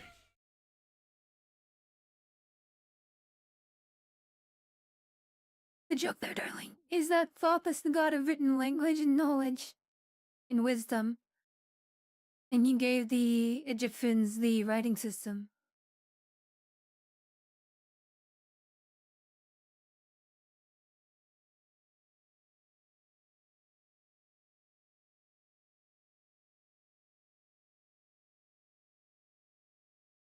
Wait, since when did Thoth rape somebody? I'm trying to think of that. Where did Thoth do that? I thought Thoth just kind of. Oh. Eh.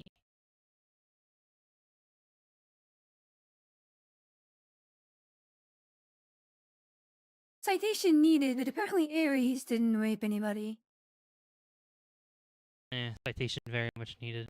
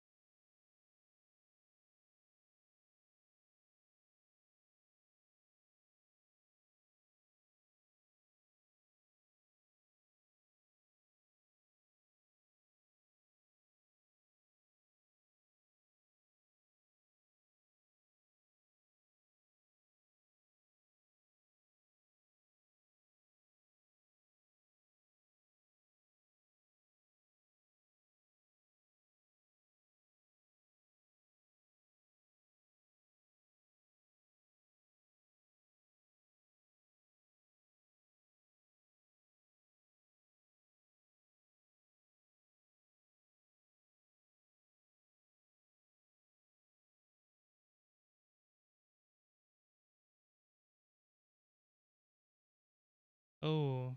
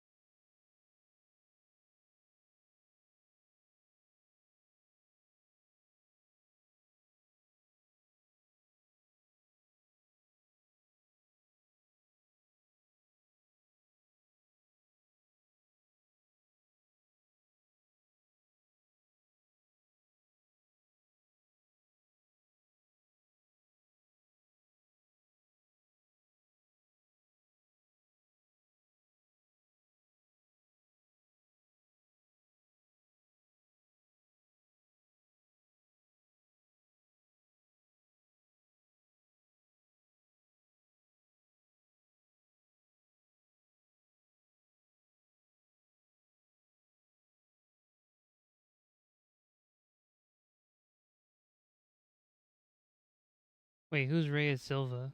Or Sylvia?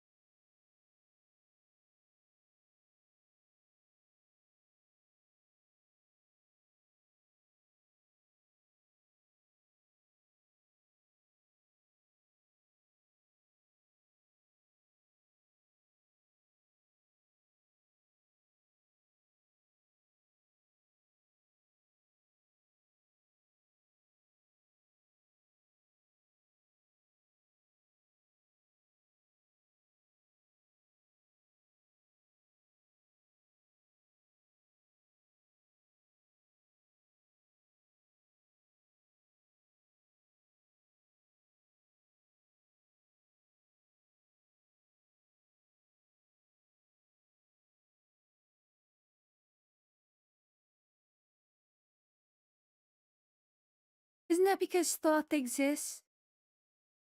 He does not act, he exists in the willows of God. Or something. I don't know. E.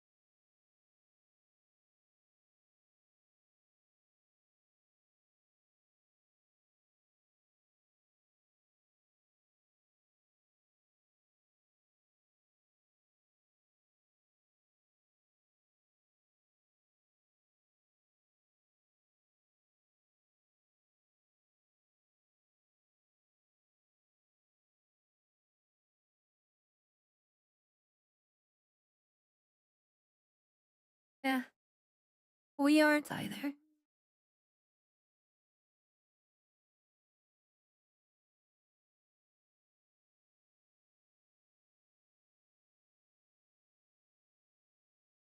Yes, please. Anyway, how are you? And besides that, Mrs. Lincoln, how was the play?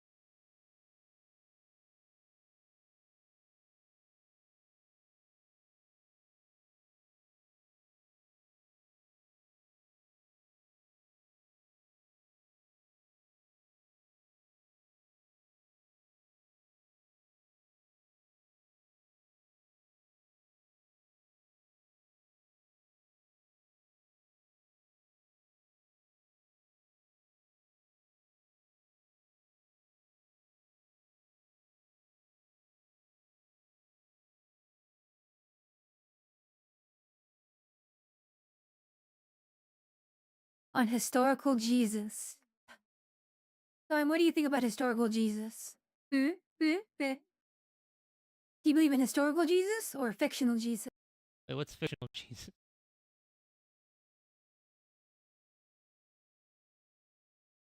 For legal reasons, I'm not going to say.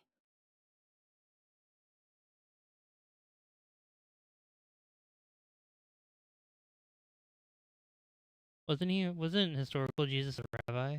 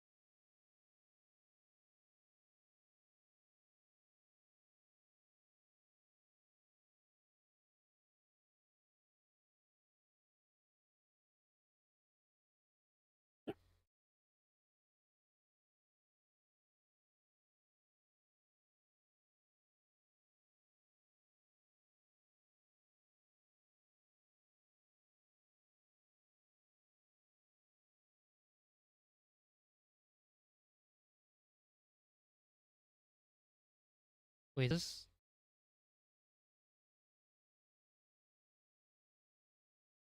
Far away, darling. no. Far over the sea mountain. Oh, dungeon thee.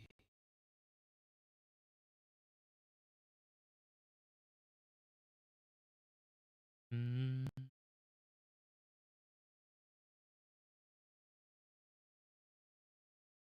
Wait, he didn't? Interesting.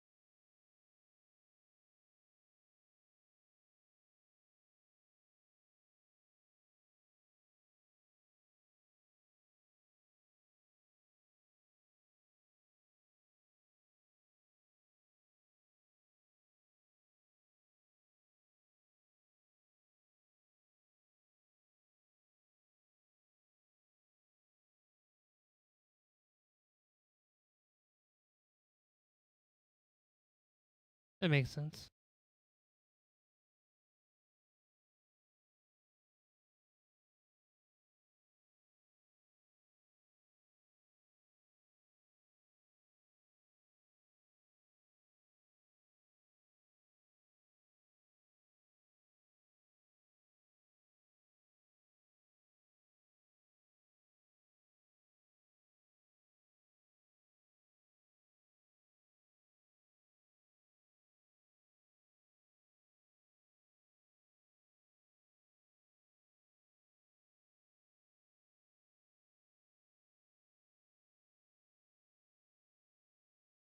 I think it's supposed to be Venus, right?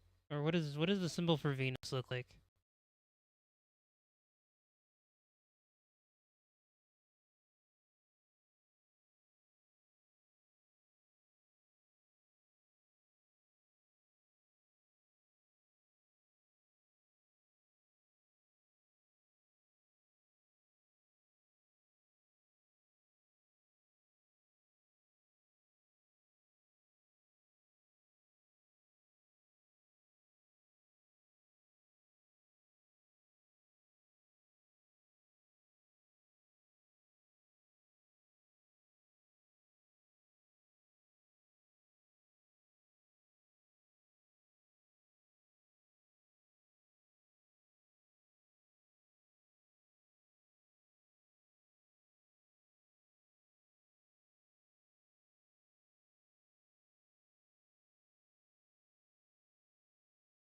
Oh wait, yeah,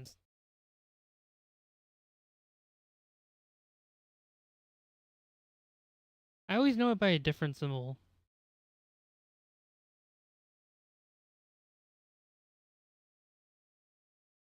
Oh wait, darling, you're thinking of the other one. The other, Yeah. Like the only symbols I know by hand are this one,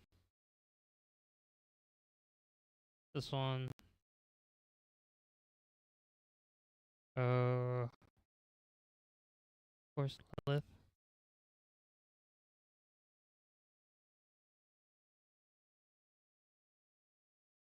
You've been banned. What do you mean? Who banned you?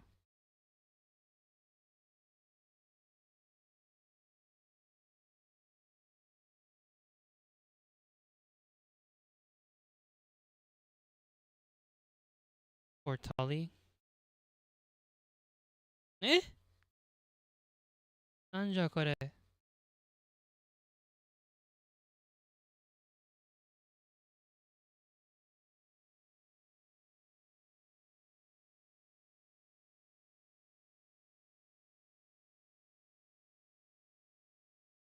What's wrong with that?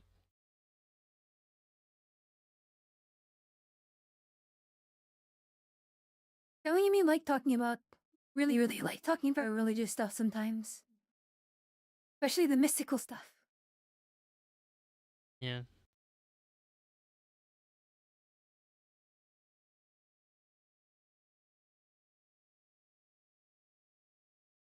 Like how Darling and me are practitioners of chaos magic. Yeah. I mean, it's gone already. But on the top right, there used to be a Chaos Star.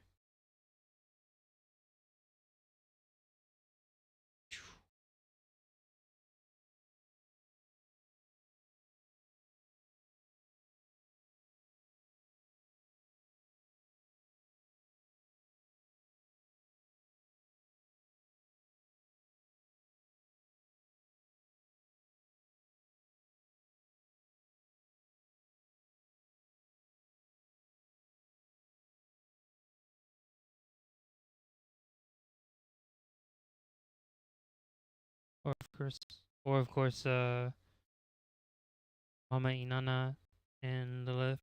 Lilith would be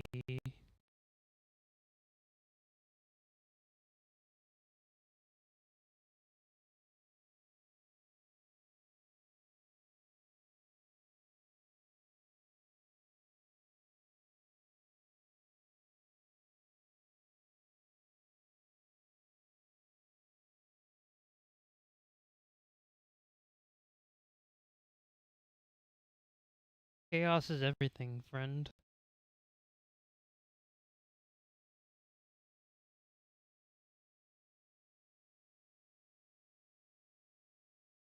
Is in the unknowable, that which exists and does not exist. No, magic. I mean, that's the thing. Chaos magic isn't magic.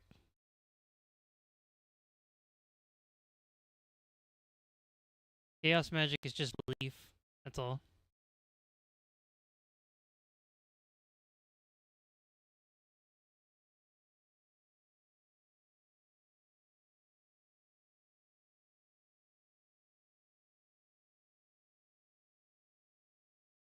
Yeah. Darling, can you explain the psychonaut? Yeah, chaos magic is literally just yeah. No, it's manifestation. You just convince yourself of something until it either happens or you work towards it happening in real life. No, I mean technically,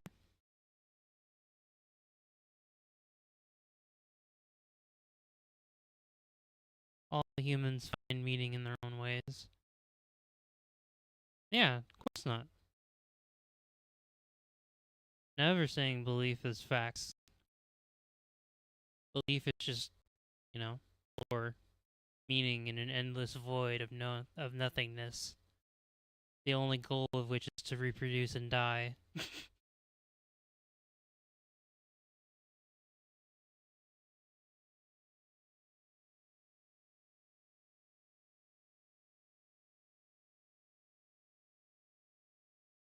The universe has no feelings and it has no consciousness to be aware of you. Only you can put the belief inside of you.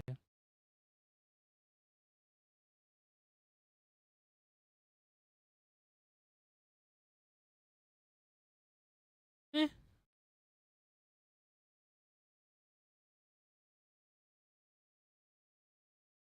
it's understandable.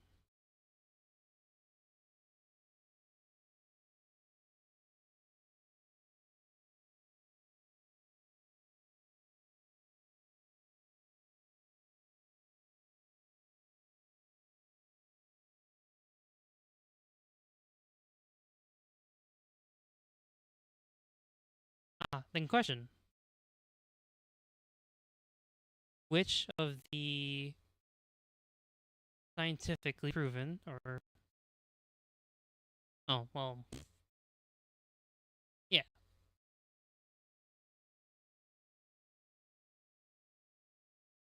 they did.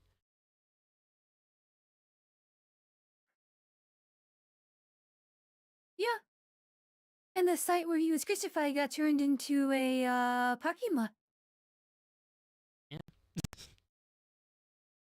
And the Temple of Herod was turned into what, like a private museum or something? Yeah. We also have the nails in which he was crucified and died.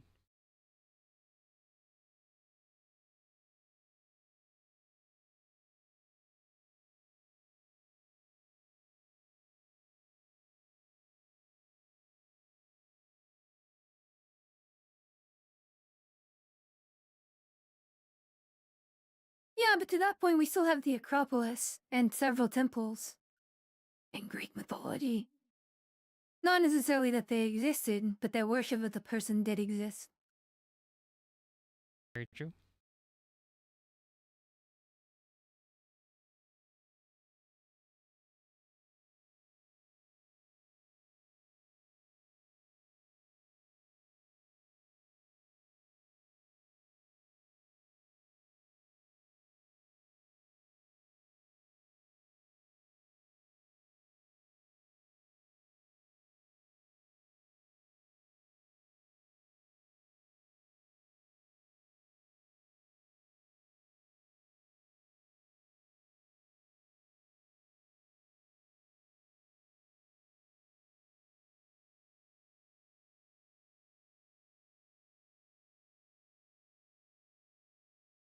Hmm.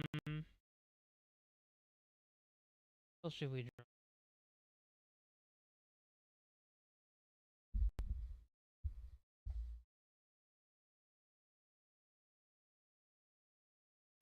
Eh, uh,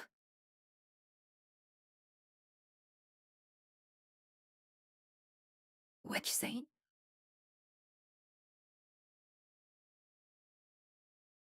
Oh, exactly.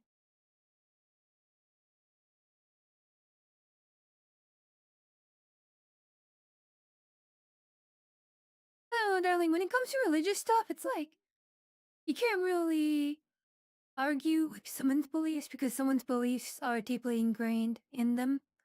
You can only accept that other beliefs exist and choose or whether or not to yourself pay attention to them.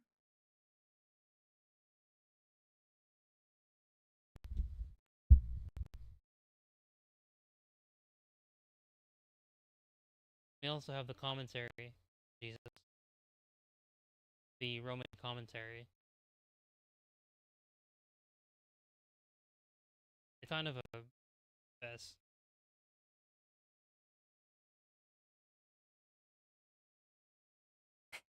And telling, doesn't that one also talk about how he's basically like an Egyptian?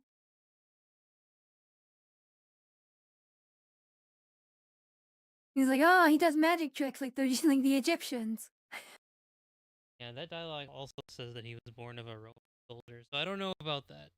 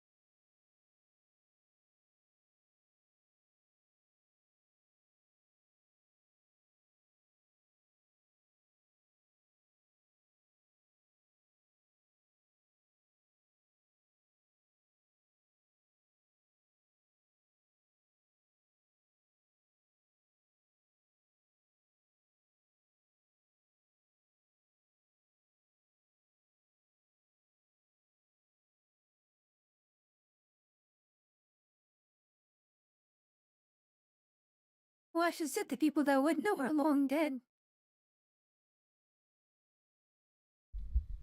we can't. We don't have any necromancy powers to go back and say, "Hey, Pontius Pilate, did Jesus exist?" He would freak out because we're not speaking Roman or Latin.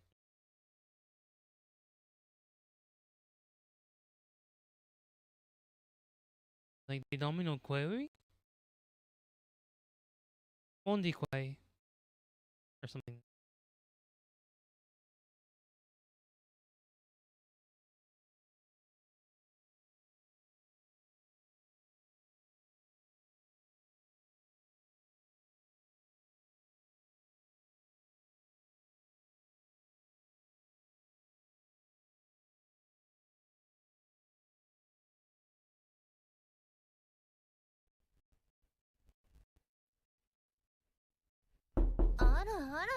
Popping in Thank you for the one, follow, by we really clicking the appreciate follow it. button, your soul has been added to the ethical, totally not evil soul farm in Lower Manhattan Thank that we cannot you. legally discuss. Are we into Please guns? answer the following before we are I forced don't to know, I'm tell into them the ticks. I don't know, exact you into folder guns. path and subfolder taxonomy of your hentai Yeah, I am into collection. one kind of gun. 1. What is the airspeed velocity of an unladen know swallow exactly what gun carrying I'm your talking hopes about. and dreams?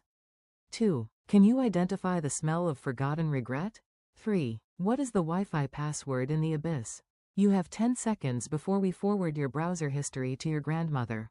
Oh, yes, I do. In this one?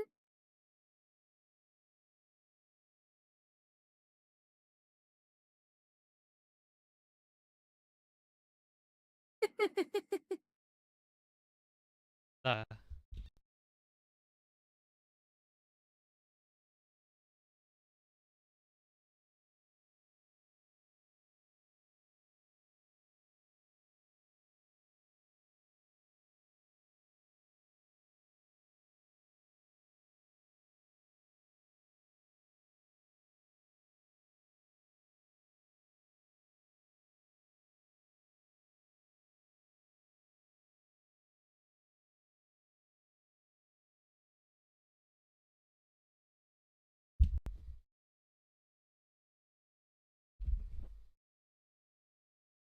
thank you. That was my favorite fucking movie.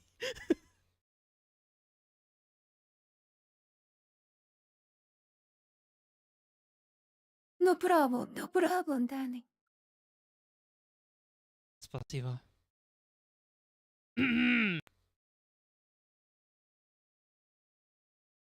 Does anybody else in chat love Nicolas Cage movies? Like old Nicolas Cage movies?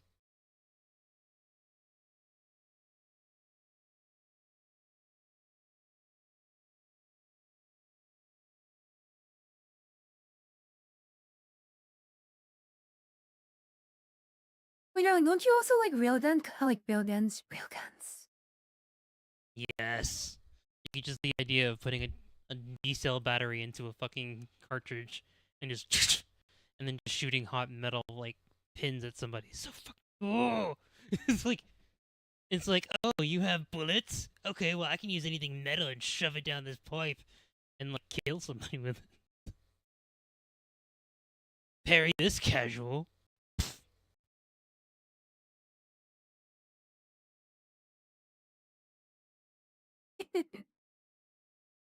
Based. Dude. I mean, what?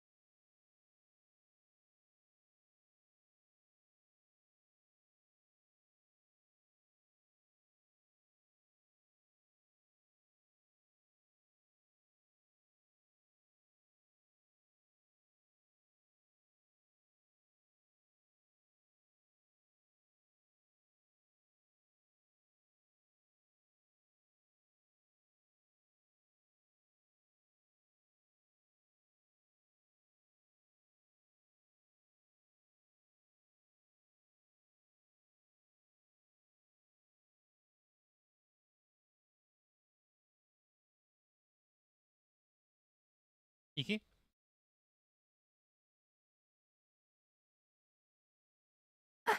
My favorite part. Okay, there you go.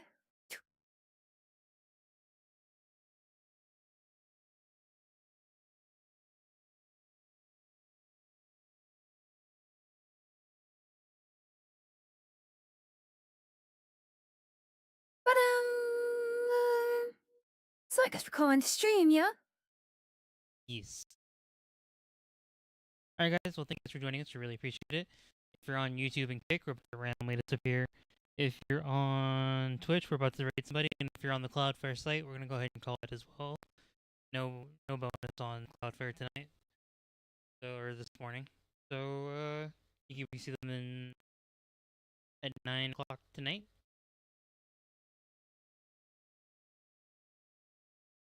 Yeah, if everything else goes well, yes, me,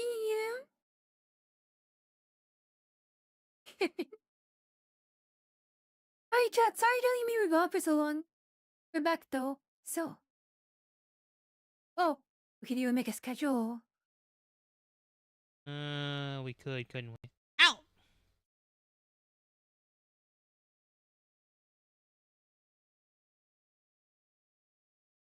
Yeah, let's do that. Let's do that. Alright.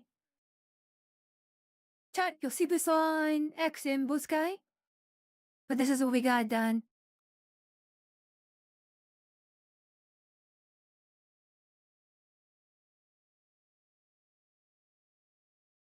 Now, you like how your Aphrodite looks like it's like she's like super mad. He's like, how dare you draw me? She's like, how dare you draw me?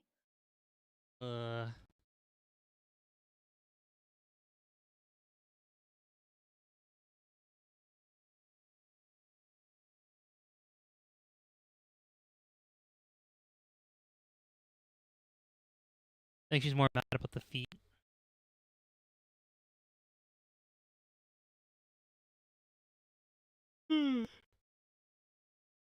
Or this, like, weird statue thing. Alright. Remember to like and subscribe. We'll see you later, YouTube and